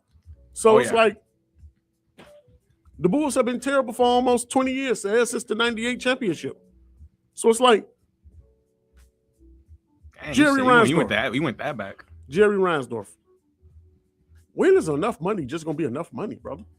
And I hate to say that because we know what it is. Unfortunately, that the Bulls sell out and the top 3 in attendance every single year of the season when it comes to the end of the season. They're always top 5 in jersey sales as well, which I can't understand because of the fact is that nobody buys any Chicago Bulls jerseys because most of the time we don't even know who these players are. So it's like, I really don't understand what merch they selling. But at the same time, it's just like, where do you want to get better? I mean, you stopped Carmelo Anthony from coming here back when he was in his prime. I mean, come on now. You never got D-Wade. D-Wade wanted to come here, but you let him go to the Miami Heat. Let's fast forward now to the fact is, again, I'm going to keep bringing it up because of the Lonzo injury. You never addressed the point guard situation. And so you held on for Zach too long. You paid him $200 million to basically get shipped out of town. And now here we talking about rebuilding this franchise. Bulls management, Jerry Reinsdorf, what are you doing? When is enough money just going to be enough money, man? You know what? Let me not put his name in this. For gosh sakes, you charging me $20 a month for CHSN, a subscription app to watch Bulls games. You can't even watch Bulls games locally. You literally got to pay for Bulls games to watch a sorry team for $20 a month. I don't even pay for Netflix. Like, what are we doing? What are we doing? I mean, but again, it just shows how bad that. It's only funny because I don't pay for it either. It just shows how bad that the management and the ownership of the Chicago Bulls really are. And I have no disrespect for Michael Reinsdorf. I think that he's trying to actually do something, but of course, Jerry is his dad and he's the owner of the team. And he's satisfied with mediocrity. He's satisfied to steal what happened in the 90s. That was almost 30 years ago, bro. Like, what are we doing? I feel it, bro. You good? You want to step down? I'm good. I finally got off my soapbox. You want me to help you? You know what? I'm almost done. You know what? I'm almost done. You want a hand? You want a hand? Jerry, do better. Jerry, do better. A hand? The White Sox suck. The Bulls suck. Get it together. Now I'm done. It's cool, man. Hey, I'm with you right there. I said it earlier today also on Second City Sports. I said this team is more invested in butts and seats than playoff wins. So, and we know this right here. Brother Wall. Oh, he wilding. Let's just read that comment. No, I'm bringing it up because it's funny. Oh, I like this comment because you know who he's talking about. Yes, I do. That big guy from France, out of shape. He a cheeseburger away from 375. He's talking about Gershon Yabusele. Yeah. That's your guy. I'm about to. Yabusele. Hold up. I got this. I got something for him. because Brother Wall, I always love you chiming in with us. Appreciate it. But that man is not a cheeseburger away from that one. If that's a cheeseburger, he is a double cheeseburger away from that. I'm telling you right now, because right here, Yabusele, look at that right there. Yank, yank, bank. Okay, this is his debut with us. New squad, finding his spot. Look at that 3-pointer. Wet, swish, swoop, going down there, moving down. Keep moving. Look at that over here. Just keeps his feet moving. Keep his feet moving. One more time. Heat check. Oh, it's hot in Toronto. Now, did we win this game? I'm not going to pretend we didn't, but I do know that Yabusele was actually assist. An actual force. And I told you, T, from the beginning of the week, I was like, you know who he reminds me of? Ask me again. Who does he remind you of? Remember Daniel Tice? Yes.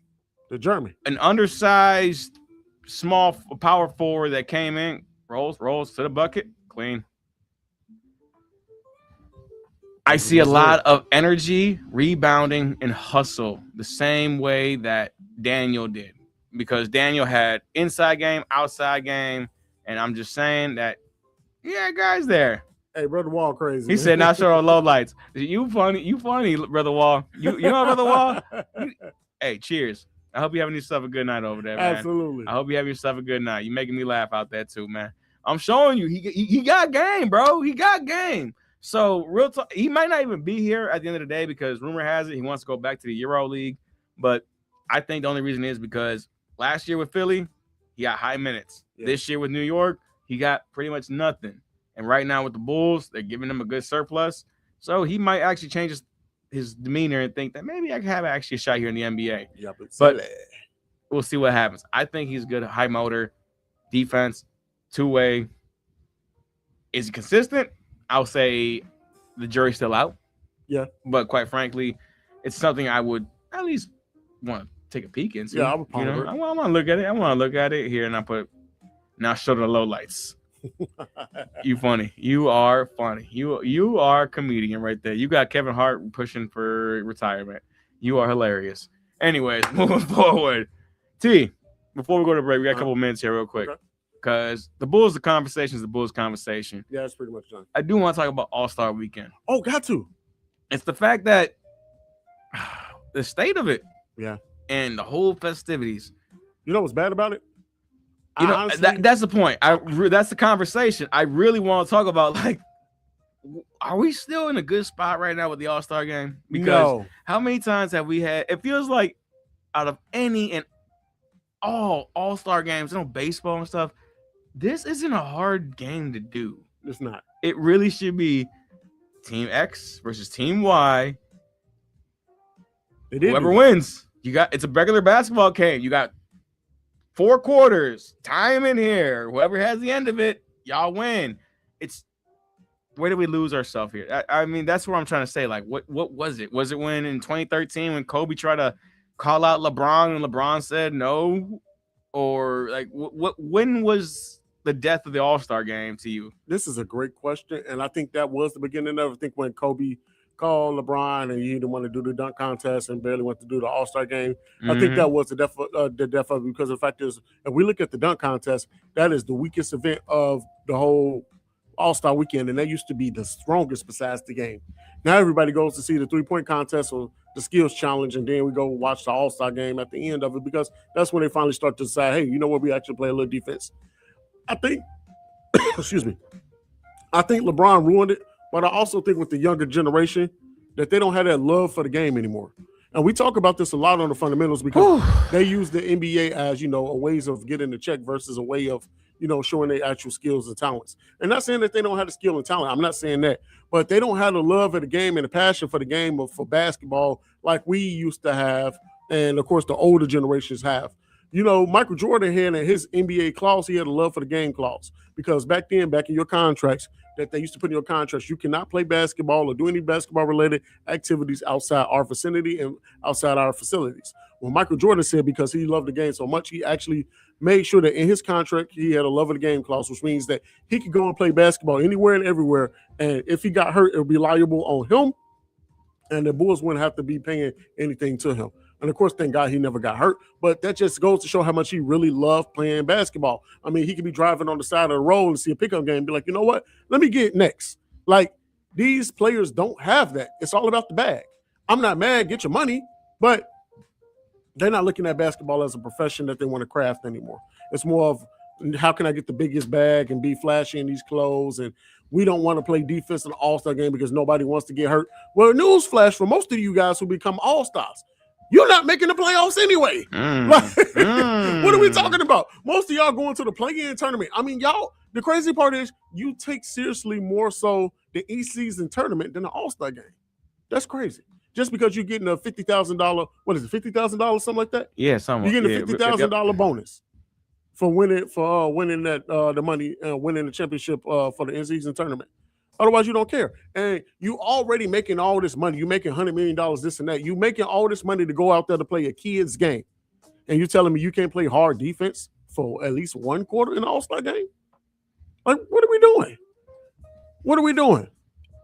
All those players loved the game back in the day. They loved the value of competition. Nobody wanted to lose, whether you win an All-Star game in regular season. I remember one of the greatest All-Star games. What was that, 2002 All-Star game? Yeah. When they went back and forth at it for the last 2 minutes to win the game, and Allen Iverson had missed the game-winning shot.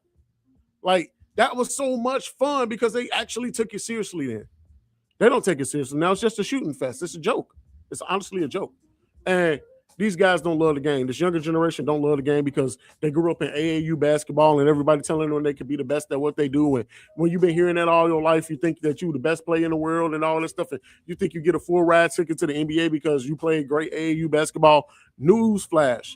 That's why most of the time, and I mean most of the time, the European basketball players are better than the American-born basketball players because of the simple fact is that they play fundamental basketball. And I'm going to ask you this, and this is where I'm going to get off my soapbox, and I'm going to be done with this. This is how bad it is with the All-Star game, and I'm almost done. This is how bad it is with the All-Star game. When was the last time an American-born player won NBA regular season MVP? I'll wait. This is a good one. All right, well, we against it right now, but hey, before we go, I got some good news on Chicago Bulls front. Titus is sitting there saying, hey, you got nothing for me. Oh, wow. NBA Rising Star Challenge tournament has officially ended. Forgot about this. And Team Vince has won. Team Vince Carter has won for the NBA Rising Stars Challenge. Why is that any significance? Because Matas Buzelis, the lone Chicago Bull representing us in the All-Star weekend, was on the winning team. So shout out. Bring up Brother Wall's comment because I forgot all about this. This one right here? Yeah. Read it. Caleb finished in last place. Caleb Williams, by the way, a Bears quarterback. Caleb finished in last place in three-point shootout. He was 2 of 15 in LA. Checking it out now. It's okay as long as he has it on the football football pitch. I don't care. That's crazy. We tuned in more for the celebrity. We tuned in more for the celebrity game than the actual All-Star game. It's crazy. I'm off my soapbox though. That's all right. So, like I said, we got to take a pause for the calls right here. Titus, I'm glad you got that out your chest. Thank you. You good? Thank you for letting me. I'm good now. You good? Yeah. Okay. I'm happy. This is your fault, Adam Silver. I'm happy. Oh, well, yeah. Honestly, All-Star has to be changed. A lot of things have to be changed because even tanking, we're in the conversation. Oof. What needs to be done about tanking in the NBA? Because quite frankly, with the structure of what it is, if you want to tank in the NFL, go for it because you'll get that number one pick. The NBA, you're just going for a shot. Let's talk about that on the other side of the break. So 773-591-1690. That's the number to get with us. We'll be right back. This is Fundamentals.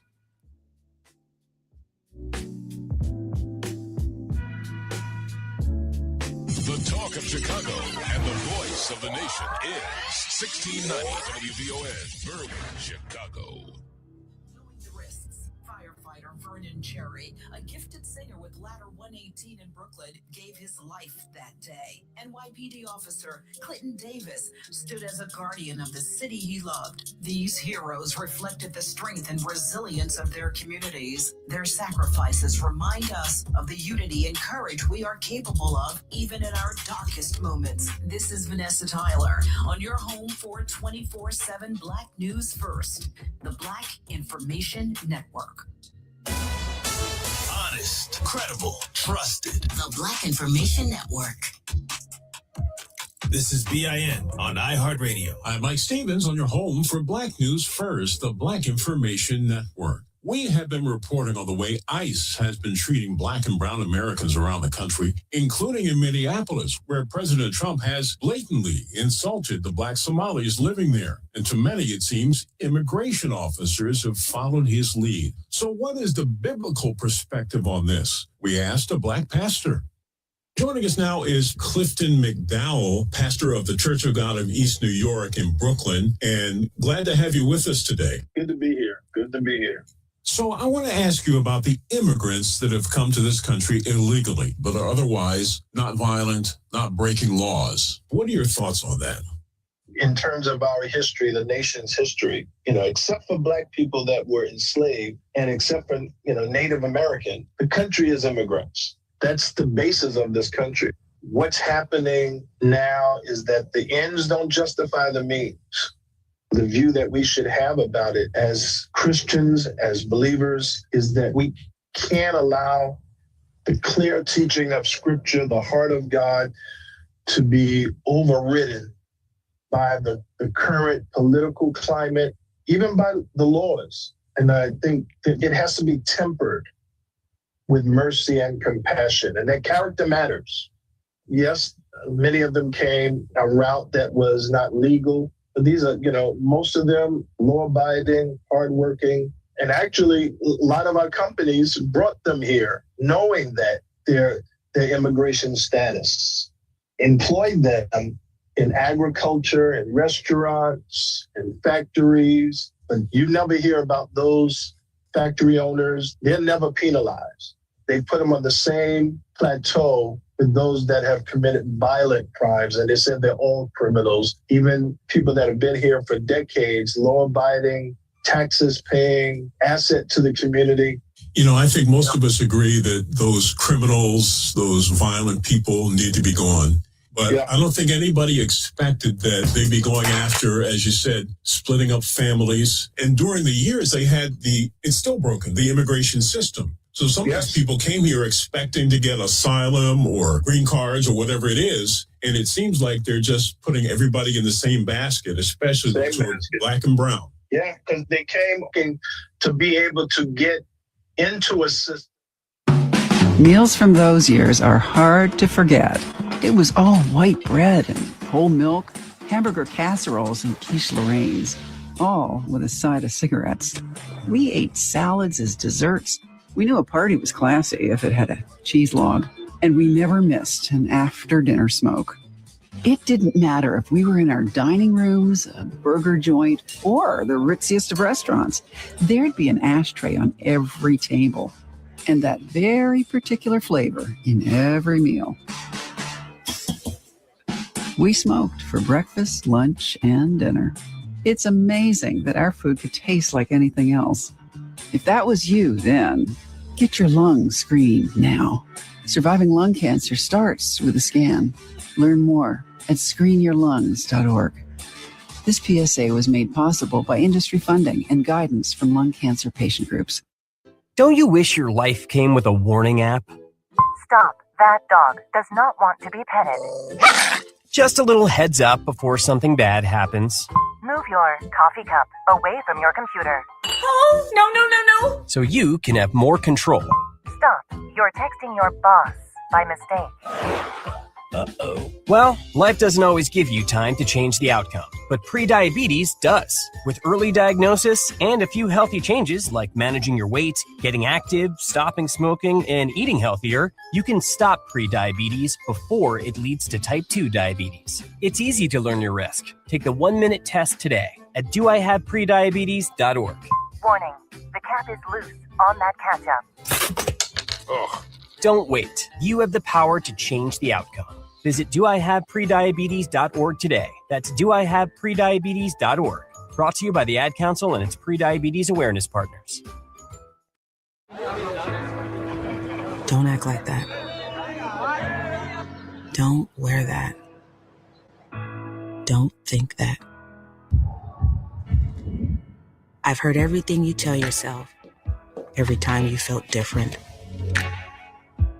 And I want you to know that taking care of your mind is taking care of everyone you love and who loves you.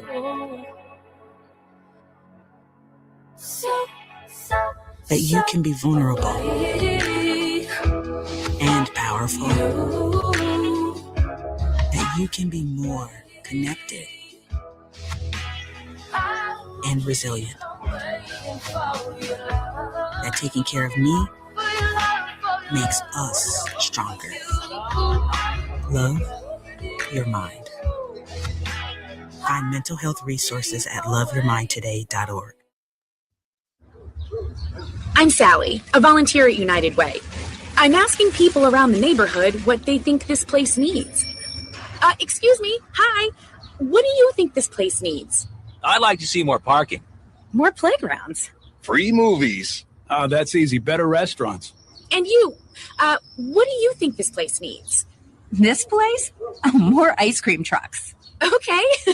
How about you? Wi-Fi everywhere? I was thinking more money in the pockets of local families come tax time. Can I change my answer? I was just kidding about the ice cream. Oh, that's way better. Now that you mention it. When it comes to getting better tax refunds into the hands of local families, what this place needs is you. To donate or volunteer, go to unitedway.org. Because great things happen when we live united. Brought to you by United Way and the Ad Council.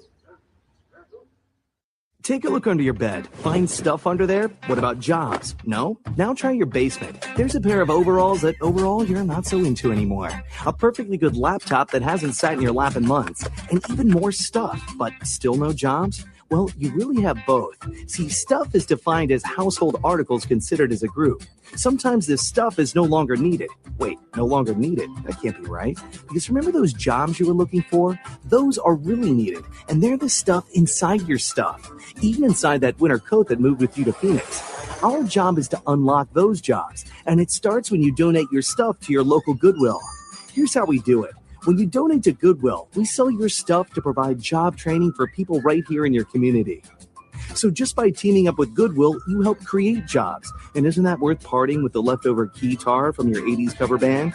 Goodwill. Donate stuff, create jobs. Find your nearest donation center at goodwill.org. A message from Goodwill and the Ad Council. The following message is brought to you by Goodwill and the Ad Council. The inherent right to work is one of the elemental privileges of a free people.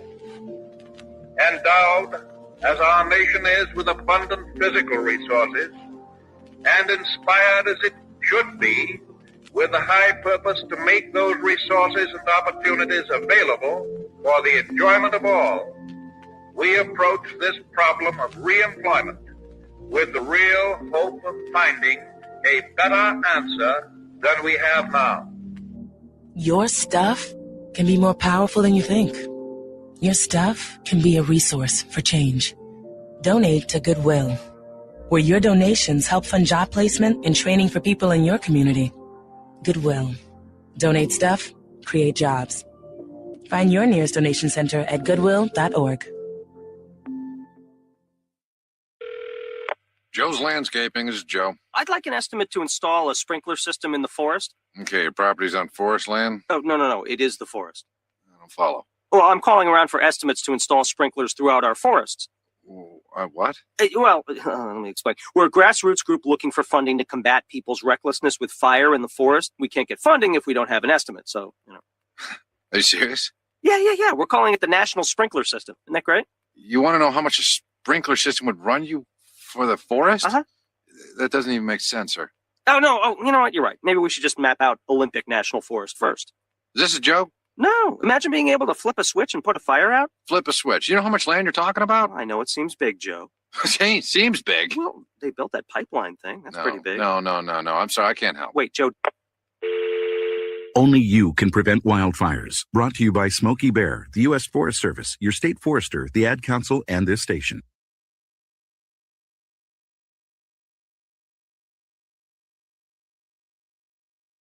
WVON. Meals from those years are hard to forget. It was all white bread and whole milk, hamburger casseroles and quiche Lorraines, all with a side of cigarettes. We ate salads as desserts. We knew a party was classy if it had a cheese log, and we never missed an after-dinner smoke. It didn't matter if we were in our dining rooms, a burger joint, or the ritziest of restaurants. There'd be an ashtray on every table, and that very particular flavor in every meal. We smoked for breakfast, lunch, and dinner. It's amazing that our food could taste like anything else. If that was you then, get your lungs screened now. Surviving lung cancer starts with a scan. Learn more at screenyourlungs.org. This PSA was made possible by industry funding and guidance from lung cancer patient groups. I'm Sally, a volunteer at United Way. I'm asking people around the neighborhood what they think this place needs. Excuse me, hi. What do you think this place needs? I'd like to see more parking. More playgrounds. Free movies. That's easy. Better restaurants. And you, what do you think this place needs? This place? More ice cream trucks. Okay. How about you? Wi-Fi everywhere? I was thinking more money in the pockets of local families come tax time. Can I change my answer? I was just kidding about the ice cream. Oh, that's way better. Now that you mention it. When it comes to getting better tax refunds into the hands of local families, what this place needs is you. To donate or volunteer, go to unitedway.org. Because great things happen when we live united. Brought to you by United Way and the Ad Council. The following message is brought to you by Goodwill and the Ad Council. The inherent right to work is one of the elemental privileges of a free people. Endowed, as our nation is, with abundant physical resources, and inspired as it should be with the high purpose to make those resources and opportunities available for the enjoyment of all, we approach this problem of reemployment with the real hope of finding a better answer than we have now. Your stuff can be more powerful than you think. Your stuff can be a resource for change. Donate to Goodwill, where your donations help fund job placement and training for people in your community. Goodwill. Donate stuff, create jobs. Find your nearest donation center at goodwill.org.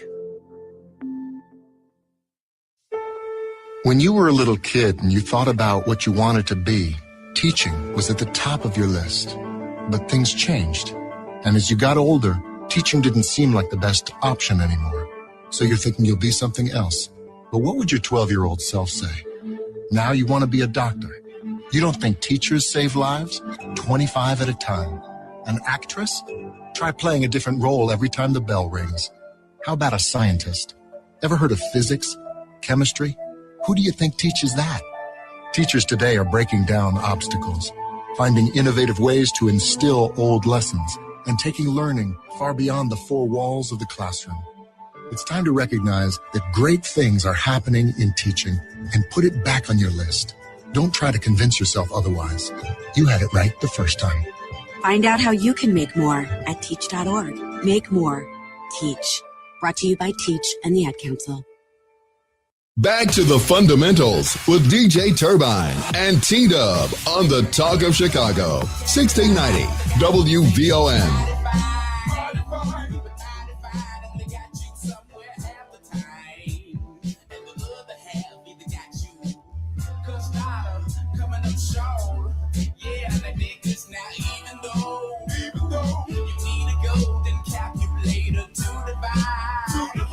The time it took to look in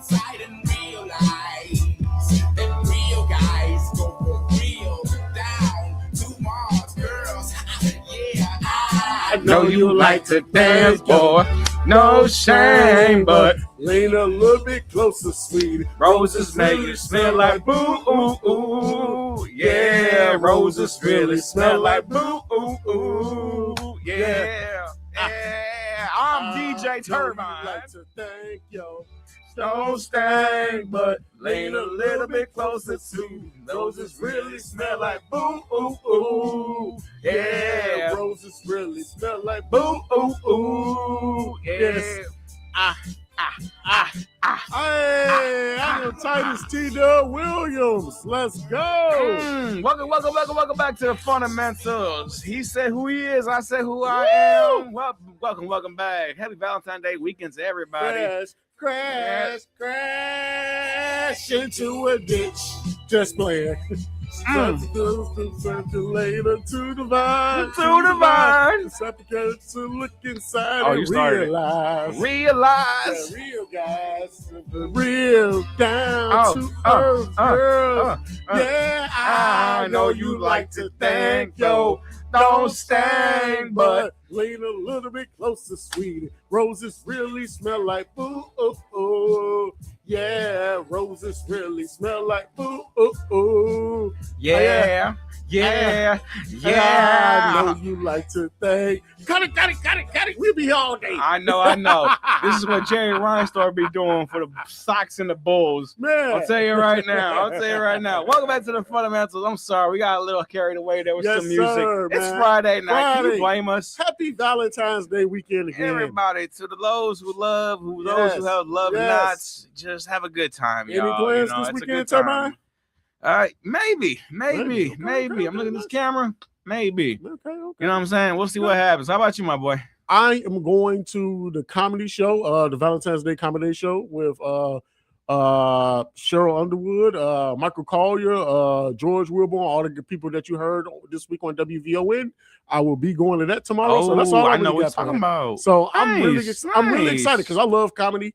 I'm a big comedy fan, so seeing stand-up comedy live has always been a big thing for me. So I am looking forward to going to this tomorrow.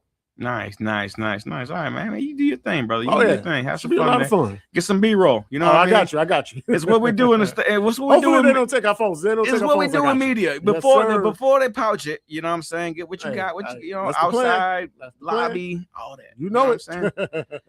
Okay, so on the other side of the break, we had that pretty much wrap-up conversation about the Chicago Bulls, and it's not much there to talk about. So boo. Yeah, roses make you smell like boo, ooh, ooh. Ooh, yeah, you're right. It's not Jerry wants to think his don't stink, but lean a little bit closer. UC's really smell boo, ooh, ooh. Man. It does. It is what it is. Nah. I'm sorry, you got me still in the music vibes. Don't feel bad. I'm still in the vibe myself. It's good. No, it's good. I want to feel it. I want to feel it. Oh yeah. But welcome back. 1690 WVON. We're live on Facebook Live as well as WVON YouTube page. Mm-hmm. We're doing more cast here, guys. Live. We're trying to spread. So, show some love wherever you can. Always share the video as much as possible. Thank you on both platforms. Share the video again. Chime in live on Facebook right now. Again, call in number. What you say, Turbine? 773-591-1690. All right. Let's do it. Let's get back into it. All right. So on the other side of the break, we start talking about All-Star Weekend because it is upon us. Yes. And I do want to ask the yearly conversation that happens with this game. Man. What's the point? What's the point? We talked about the Pro Bowl. We talked about this. Yeah. The Rising Star had a tournament tonight. Not a game, a tournament. What are we doing? I don't know. Basketball is one of the more easier games to have a pickup game in the world. All you need is a ball, a hoop, and a couple players. 10. Exactly. If you want to have a full court game. Yeah. But I'm just saying, you're getting the best of the best, la creme de la creme of the NBA. Say that one more time. La creme de la creme of the NBA. One more time. La creme de la creme of the NBA. I like that. And you still can't put a solid product for All-Star Weekend? Couldn't tell you. Why? Because I don't want to exert myself. I don't want to hurt myself. Do you really expect that you're going to get hurt in one game of actual just again, it's just sometimes we get lost in the sauce, bro. I mean, and the crazy part is, don't we get like almost a week off now after the All-Star break? It is. It just, to me, what it gets down is to the fact that the argument always comes down to preservation. Yeah. You know, I gotta say what I got from my squad. Dude, you and me, you know, we're in our 30s. You're not gonna put us out there on blast, but we're, cool. you know, we're past that side of 30. Hey, it's all good. When we was younger and we was hooping back in the park, I'm alive. How many man. times have you and me done like pickup games? Just a pickup game, bro. Anytime I could get my hands on the play basketball. the 21, play to whatever we can. That's what just doesn't escapes me. It's like, but again, I know that a majority of these hoopers started doing that. Agreed. And by that I mean just pick up basketball games. The Bulls, for crying out loud, have been doing pickup basketball games since they picked up this roster. But you can't tell me that an assortment of an NBA All-Stars, the best of the best, can't find it together. We're not even doing, you know, squad West versus East. We're doing World versus US. And they tried that a couple years team ago. Vince, right? team, you know, we're doing miniatures. It's They like tried it a couple years ago and it didn't work.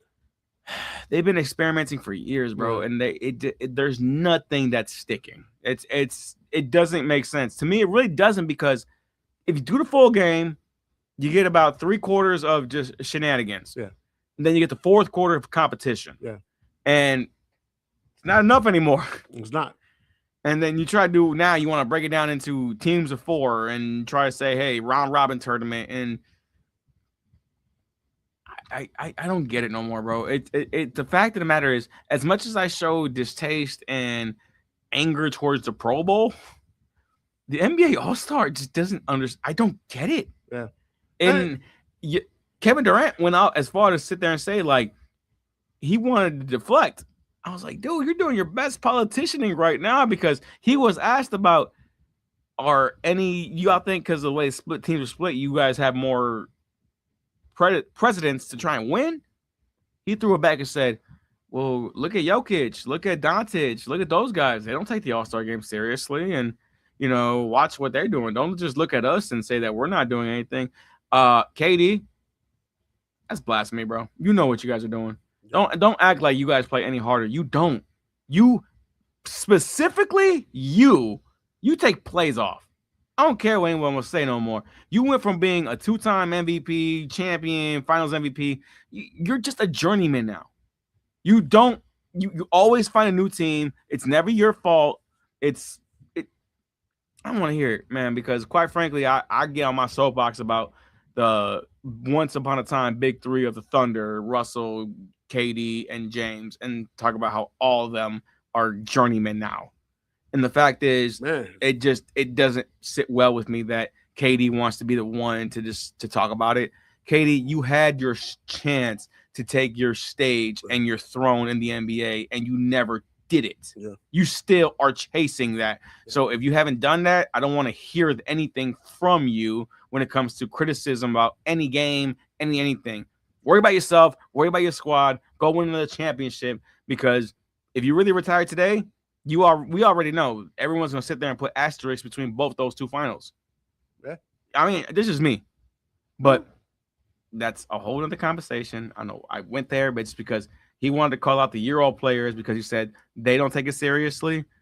KD, don't sit there and say they don't play hard, because what did you say the last break?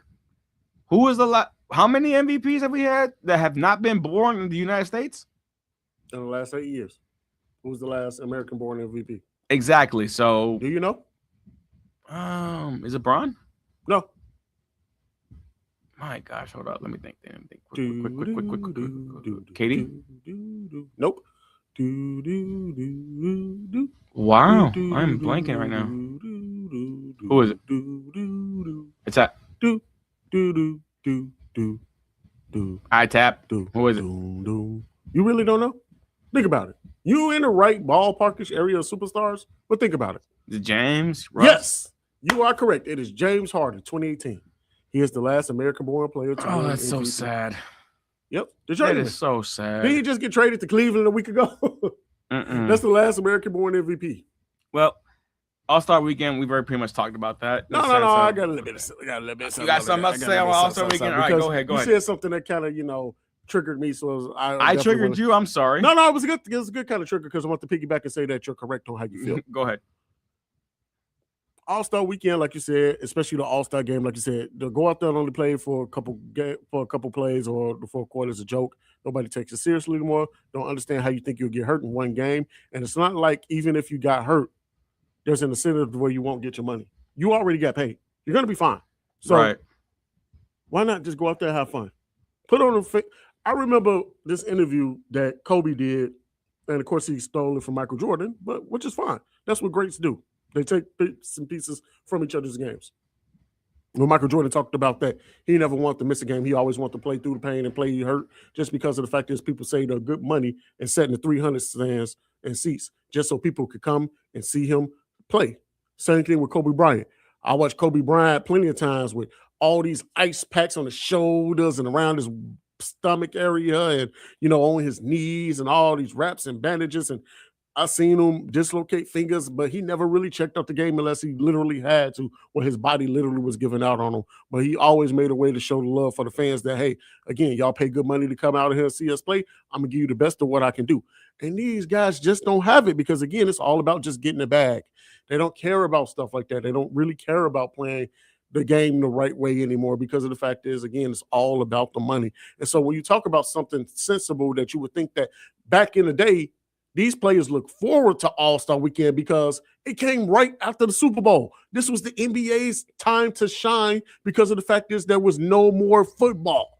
So that's why they loved All-Star Weekend so much because it was now the NBA's turn to take over. You can scoop up that audience. You take over on the calendar. And so you're not gonna get all of them, but there are some of those football fans that say, hey, you know what, I like hoops. Right, exactly. So the old school players took it seriously in order to be competitive to keep the fans engaged. And so now, again, with the love of the money, everybody thinks they're better than what they are, or everybody thinks that, I got this money, I'm doing my thing, so I ain't trying to get hurt, so I ain't gonna play as hard. It's terrible. Again, I'm gonna go back on it. The slam dunk contest is a joke. For the last couple years, we had a G League player win it. No, 3 years in a row. 3 years in a row. And he's our G League player now. 3 years in a row. Respect Mac McClung. No shade to him because you go out there and you competed and you did it and you won and you had some great dunks. Don't get me wrong, you did your thing. But when it comes to having that as the only level of competition, to be an All-Star Weekend and a slam dunk, that was the main event. You got the Dr. J's, you got the Vince Carters, you got the Dwight Howards, you got the Muggsy Bogues. So you got the Spud Webbs, the Dominique Wilkins, the Dr. Dwight J's, Howards, the Dwight Nate Howards, the Robinsons. Nate Robinsons. The Zach LaVine and Aaron Gordon. You got so many great dunkers and dunk contest legends of the game. And nobody takes it seriously. LeBron been in the NBA 23 years and never did the dunk contest, but he'll do all because his knees hurt. He'll do all these crazy dunks pre-game. I know. In the pre-game warm-ups, he would do all these fantastic, amazing, crazy dunks. Pull it back. But hang on, but you would get hurt doing that. You would still get hurt doing that. That counts as the same thing. Literally, it counts as the same thing. So it's just like when you don't got love for the game, and again, like I said, when the players used to look forward to All-Star Weekend just because they could go out there and have fun. Hey, I also wanted to ask you this. You also get to play with players that you couldn't play with that went on your team. So it's just like, I don't know. It's depressing to be where it is right now, honestly. Hey, how do you feel that Damian Lillard is going to be participating in a three-point shootout?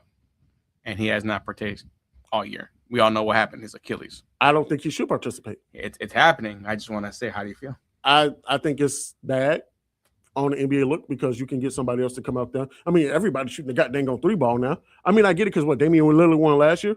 A couple years ago, okay. But he is a former winner for Portland. Okay. Well, yeah, I don't think that he should do it just because of the fact is that if you can go That's crazy to think that this year, the only time we're going to see him is in a three-point shootout. Yeah, but my thing is if you can go out there and shoot threes, you can go out there and play a game. I know it's two different things. You know what happened to him, bro. I know what it is. I know, but I'm just saying. Go ahead. Don't let me hinder you. No, I get what you're saying, but I'm just saying. But if you can go out there and shoot some threes, you can go out there and play a game. And I don't think it's a good idea just because it's a bad look, because now you also taking away shine from the other participants who's actually playing in the 3-point shooting contest, because it takes away attention from them. So it's just like, I don't like it. I honestly think he should just sit out, enjoy being around the fellas and around All-Star Weekend. Right. But actually competing, you can't compete in the season. That's like How are you an All-Star, but you can't compete in the season? That's crazy. That's Make it make sense. That's like in the NBA now, you got to have play 65 games requirement in order to win an award. Be eligible for honors I think awards. that should be the same way for all that kind of stuff. I think that it should be kind of that same type of rules for the All-Star Weekend. And I'm not hating on Damian Lillard. Maybe Damian just found a gray zone. He did. You know what I mean? And I'm not hating on Damian Lillard. I love Damian Lillard. I'm a Damian Lillard fan, but at the same time, it's like, nah, bro, that's crazy. And we got another check-in from Sid. Okay. The last real dunk contest took place in Chicago back in 2020 when Aaron Gordon was robbed, in my opinion, by Derrick Jones Jr. Couldn't agree more. That was a good contest. And they took the points away from him, and he dunked over Taco Fall. Like, come on, bro. What are we doing? What are we doing? Yo, Sid, we appreciate you chiming in. Real talk, man. We're gonna get you back on here because you invite us all the time, and we love you and Lakina. So we'll get you back on here eventually, man. Absolutely. Thank you for tuning in, man. But when it comes to that stuff, man, All-Star Weekend, there's a lot more that needs to be reformed. I don't think it's the same. It's not what it was, and it really got magnified this year. Like I said, when I don't know why this year it kind of got magnified when that clip of Kobe calling out Bron in 2013 just kept circulating so much through my feeds, and I was just like, it's true, because like even Kobe literally sat there after the fact and asked him like, did you not what's up? Did you not want this? And Bron was like nonchalant, like, nah, man, it's just the game, love of the game. And Kobe's like, I was here when me and Mike were battling. You don't want that smoke? Nope. Okay. That's all you got to say. That's all you got to say. Nope. Ryan James, listen. Hey. Don't disrespect Goat James. He dropped a triple-double last night. It's okay. He's the oldest guy to drop a triple-double, but what did it really mean? Because real talk with you, when they got to I was watching that game last night. I promise you, T, I was watching the whole thing last night. I was sitting there. I was like, halftime, he was already at a double-double. And I was like, good for you. No. Not even good for you. I said, watch him pad these stats. I said, watch him try and get this triple-double. He hasn't had an opportunity better than this game to try and get, and he got it. And I was like, oh my gosh, I really, really wish I put some money on this, bro. Because after that, I was like, I'm clairvoyant, bro. I'm telling you right now. I was like, what? Yeah. I was like, triple-double. I was like, I just thought about, I was like, you know what?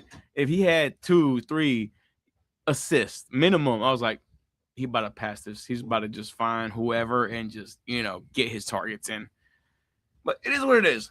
T, let's talk some hoops when it comes to the NBA, because the Bulls and All-Star weekends are good conversations, but let's wrap it up. Let's go into a conversation when it comes to post-trade deadline and what we think. We're halfway through the season. We're at the All-Star break. So let's talk about who we think, is doing something, not doing something, because quite frankly, the West and the East are still active. Yeah. So let's go with the West first, man. So right now, currently, who is I'm looking at right now? The Thunder, defending champions, are still holding that. Thunderstruck. They're still holding that spot right now. And what you want to call is behind them, the Spurs, who it's crazy to say. People want to call them a dark horse. I said it before, but being number 2, can you be a dark horse? Did you call saying that Wemby was going to be your MVP this season when we were on with Sid and Lakina this year? I did. Okay, cool. I did. That was my sleeper for MVP. Yep. And then number 3, we got the Denver Nuggets, and creeping behind them, the Houston Rockets, and closely behind them, Lakers, Wolves, and then there's a little bit of a gap between the play-in teams. But top 6, that's what you got right there for the Western Conference. Let's go with the West first, man. Let's go top to bottom. So let's go to Thunder and we'll work our way down. So with the Thunder right now, what are your expectations for them when it comes to the rest of the season? When it came to trade deadline activity, they got Jared McClain from Philadelphia. I'm mad about that because they gave up so many first-round picks for this young man. Yeah, we couldn't get one. I was like, yo, why didn't we do that with why didn't we sell Kobe to them? I know Kobe to Charlotte, hometown guy, whatever, but dude, The insult to injury. I mean, you hear these noises? They don't sound good. I'm not happy with it, guys. I really am not. But it is what it is. The Thunder are clearly still operating like, what's the best way I can say this? A well-oiled machine. They haven't been fully at 100% strength because they have been hit with the injury bug. You've had SGA in, Jalen Williams in, Chet in, and all those guys as well in and out. So the one thing that I think they're just loading up for is get ready for the playoffs. Yeah, and they're pretty secure. I don't know if they're going to take the number 1 spot all the way through, but the playoffs are clearly in sight. And as the reigning defending world champions, all you want is a ticket to the dance, because a ticket to the dance as the reigning world champs is simply and purely a shot to defend your championship. So when they go to the playoffs, they know every round is defending the title. And hey, that's the pressure of being the world champs. Yeah. Let's go for it. Spurs. Now, for them, very quiet at the trade acquisition or the trade deadline, but they did subtract. I said earlier in the program that Jeremy Shohan for the Spurs was subtracted. They Dennis Rodman Jr. They do, but they got other pieces that can actually supplement. They still got Harrison Barnes, a former Splash brother, and a couple other guys. Hey, man, his 3-point percentage was good. Okay. He got one. He got one. That's true. And again, between De'Aaron Fox and Wemby, I can't sit there and say that they're going to win. But Lord, they are going to make some noise. I don't expect them to be a first-round exodus. Because if the playoffs started today, they got the Suns. Yeah. I'm telling you right now, they're going to whoop the Suns. Mollywop. They would whoop the Suns in a 7-game series. And then the last team here, because we're talking about standings, the Denver Nuggets in the Western Conference. They're number 3. They still have 3-time MVP, Nikola Jokic, and Finals MVP, NBA champion. Guys, please do not dismiss Nikola Jokic and the Denver Nuggets, because we all know what they got to offer. They weren't years or many years away from being removed from what they were. Yeah. So they are right in the thick of it. Yeah. Me, I can't speak for you, but for me solely, I believe that the Western Conference is a 3-team race between those 3. The Thunder, the Spurs, and the Nuggets. The Rockets, the Lakers, T-Wolves, they're still solid squads. They got things there. I can talk to you about them. I can tell you about their narratives and say, hey, what I believe and where their narrative will point them. But what's the point? Because I believe these top 3 are going to be representing the West in the Western Conference. I want to turn it over to you. Who do you believe out of those teams are going to represent the West? I picked 3, so just have that, safety net for you. I agree with everything you said, but I'm going to throw the Timberwolves in there. Okay. Just because of the fact is that I love, and I hate it, but I love the acquisition of Ayo Dosunmu. I think that'll be an X factor in them making a deep playoff run, because now you address what you needed to address. You got a point guard to come off the bench to run and maintain that offense while your starters are on the bench, because we saw Anthony Edwards play in the playoffs, a lot of point guard and ball handling, and that kind of took away his off-ball game. And then the fact is that, it kind of seemed like out of sorts in the playoffs these last couple of years, because the fact is, they didn't have a true point guard. So I think that Ayo Dosunmu is a big help in that conversation. I agree with everything with them. I just would add the Timberwolves to the conversation. That's all. Okay. But everything else I couldn't agree with you on. I mean, OKC, they're just waiting to, to the playoffs to start. They were on a historic run to start the season. Cooled off, but it has a couple of injuries. But I think they're just in this point where just like, all right, cool. Regular season over. Let's go to the tournament. Make this money. So out of those Spurs, 3, like I said, out of those 3, who are you thinking? Spurs. I like the Spurs. I think that, like you said, this nice young team, Wemby. It all depends on his health or what they can do. Yeah. And then the Nuggets. Nuggets was my pick. So I said that the Nuggets was going to go back to the NBA Finals. I think this was the year because I like their acquisitions with the role players. So I'm still going Nuggets on this. To answer your question. All right, no, I like that.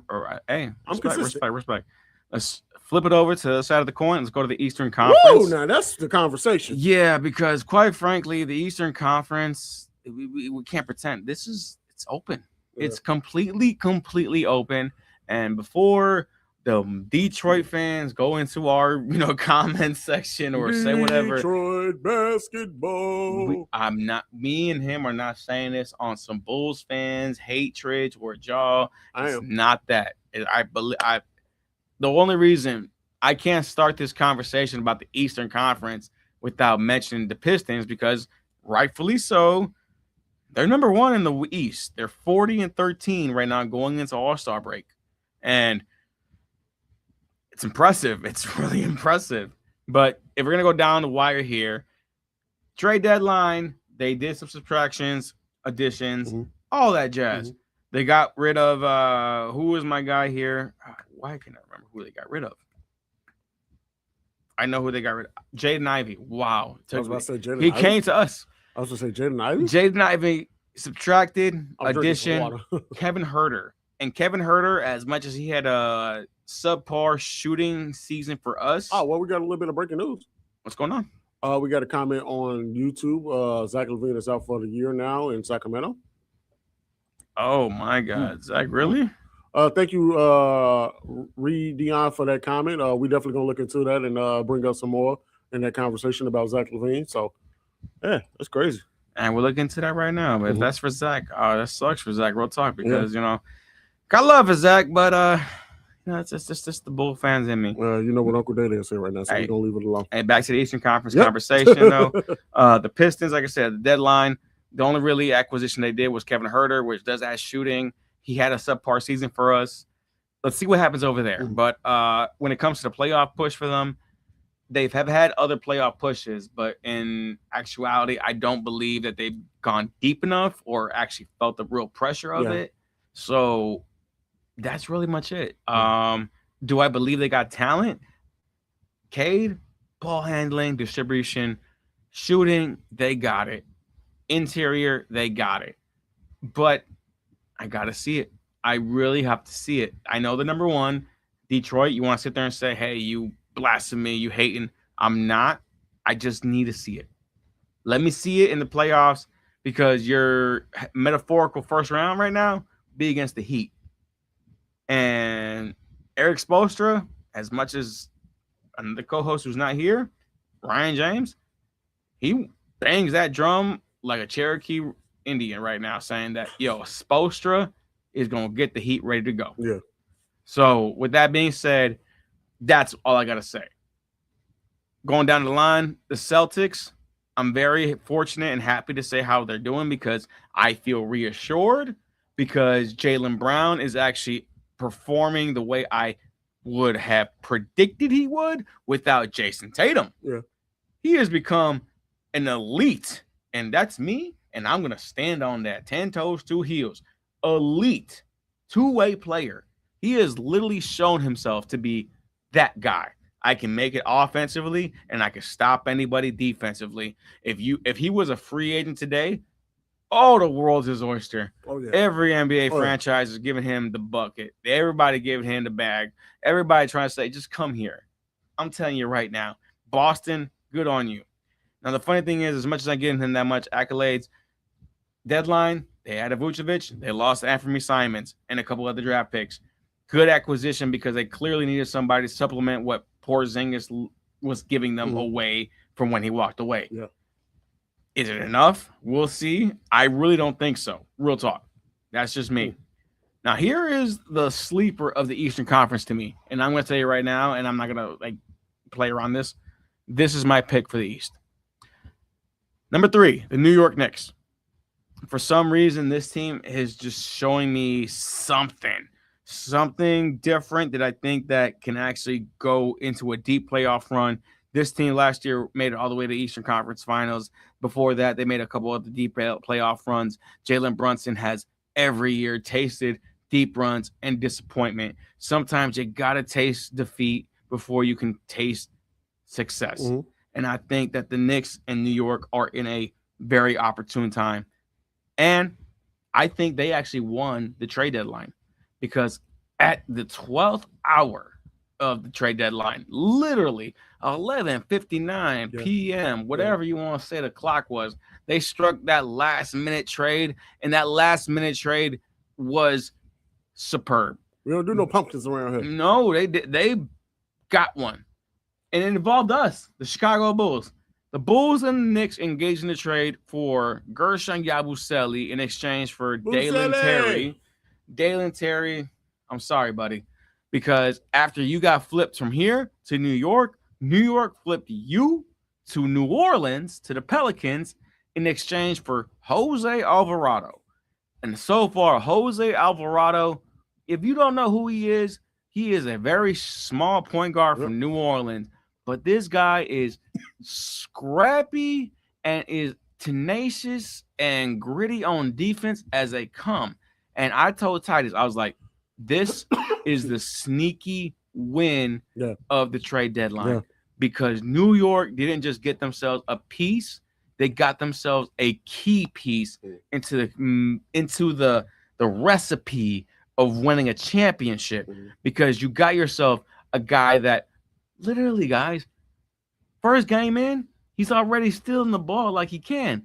For those guys, what I mean when say stealing the ball as he can, Jose Alvarado has a signature play that he steals the ball in the NBA. That's not hyperbole. That's a real thing. Go look it up on YouTube. Type that up, and you'll find out what I'm talking about. That's true. And within 3 games with the Knicks, this man got about 6 steals. Because why? When you go and play for the Pelicans and you're that low on the totem pole, you get forgotten. But when you go to the Knicks and you're in the mix of it, in the thick of it, you're forgotten. But you're expected to make an impact. And guess what he did? His last game before All-Star break, 21 points, 5 steals. Wow, that's pretty good. Not even assists, not even rebounds, steals. Steals are probably one of the harder statistics to register in the NBA. Multiple ones like that. Right. Block steals, those are earned defensive stats. Like you really had to put the actual work in that to actually get something there. Sorry, T, I'm kind of rambling here a little bit like that. But when it comes to the East, I really do think that the Knicks are going to be the ones that are going to come out of it. Okay. And to just put a button on them when it comes to the last team, Cleveland. I'm just simple as this. Okay. You don't trade for James Harden if you want to win and expect to win a championship. Yeah. So Cleveland, you play just to quote what was it? DJ Khaled? Congratulations. You played yourself. Real talk. I'm gonna go and say mine real quickly because I know we're short on time. Yeah. But I'm gonna say that mine until you beat them is the Knicks. Is the Celtics. I think that Vooch trade was huge for them. I think that was that missing piece that they needed with the Porzingis trade. So I think that he adds another element of offense to that team. Yeah, he doesn't bring anything defensively, but they'll figure out a way to get that taken care of defensively. And if you look in the East, like you said, you only really got the Cavaliers and Pistons, but the Pistons are improving. The Knicks are pretty much the super team in the East. But again, it's the Knicks. Until you win something, I don't believe in you. So I'm going to go with the hand that I'm been dealt, and I think that the Celtics still got it. So I'm going to go with the Celtics for the East for sure still. I'm saying. And we got Ray Dion coming back with a couple good stats here. Okay. Javon Carter got quick signed up by the Orlando Magic. Yeah. I'm happy for Leroy. Real talk. Right. Leroy. Hey, Maywood's on. Good for you. Good for you. I'm happy you got another job, man. Yes, sir. But yes, sir. You ain't going to see the court. Yeah, I'm just glad. You ain't going to see the court. I'm just glad he ain't in the Bulls jersey no more. But, remember when they signed him to the 3 year deal? We appreciate you chiming in with us. A.K.A. Kings trying to tank more than the Utah. That's hard over there. Remember when they signed him to a 3-year deal? Like, that was crazy. That's why he got waived this year. He was in the 3rd year of his 3-year deal. That's why we can wipe off that stuff. I was like, why? Oh, my gosh. It is what it is, my boy. I know, right? But we at that time, man. Yes, sir. We have to... Take a pause for the call. No, we got to get out of here. Oh, bro. You're right. I'm sorry. We got the clock, you're bro. Right. It's time. So we do a lot of. You want me to do it? Go ahead. No. Ladies and gentlemen, here we go. Ladies and gentlemen, it's now that time for the soulful sounds of Dr. Love and the consultations. DJ Turbine, take it away. Bring me right to the core. I don't know, it's in the stars. Never heard it from above. The world is in ours, but I know it's in my heart. If you ain't mine, I won't fall apart. I don't know who's gonna kiss you when I'm gone, so I'm gonna love you now. Well, that's all I have. I know it'll kill you when it's over. I don't want to think about it. I want to love you now. I don't know who's gonna kiss you when I'm gone, so I'm gonna love you now. I guess all I have. I know it'll kill you when it's over. I don't want to think about it. I just want to love me now. Love me now. Oh, love me now. Oh. Love me now. Love me now. Oh, love me now. Inside us, guaranteed. Oh, well, I need to never leave. Oh, when we done all that we could to turn darkness into light, turn the evil to good, and you know it's here so hard. Who's gonna kiss you when I'm gone? I wanna think about like it's all I have. I know it'll kill you when it's over. I don't wanna think about it. I want you to love me now. Oh, love me now. Oh. Me now. Love me now. Oh. I know that when years go by, it's alright. Let's make the most of every moment tonight. I don't know who's gonna bless you when I'm gone. I don't wanna kick now, like it's all I have. I know it'll kill you when it's over. I don't wanna think about it. I just wanna love me now. I don't know who's gonna kiss you when I'm gone. So wanna love me now, like it's all I have. I know it'll kill me when it's over. I don't wanna think about it. I want you to love me now. I sub, just found your channel. Woo! Thank you. Reed Dion. Thank you. Big loves, bro. Big loves. Happy Valentine's Day. Oh. All right. Woo! Thank you, DJ Turbine, for the sounds of the great. We do what we gotta do over here. And the clinicals. Man, what a heck of a week. What a great show. Big shout out to, again, all the Facebook chime-ins. Dylan for calling in, you know, even though he's a Bears hater, we still appreciate you giving us some time. Man, what a great show. What a great day. We're going to wrap it up, What a good What a great combo, man. Man, it was great doing this with you, man, one-on-one again, man. It's the We gotta do OGs, this, man. You know, we got to do this It's again, the man. OGs. A lot of fun. So until next time, I am Titus T-Dub Williams. I'm DJ Turbine Arturo Garza. Wishing all the lovely couples and ladies happy Valentine's Day. Enjoy All-Star Weekend. I know we're not, but we're going to try. And again, until next week. To the those who have loved and to those who have loved not, we give you this opportunity to say, why not? Peace.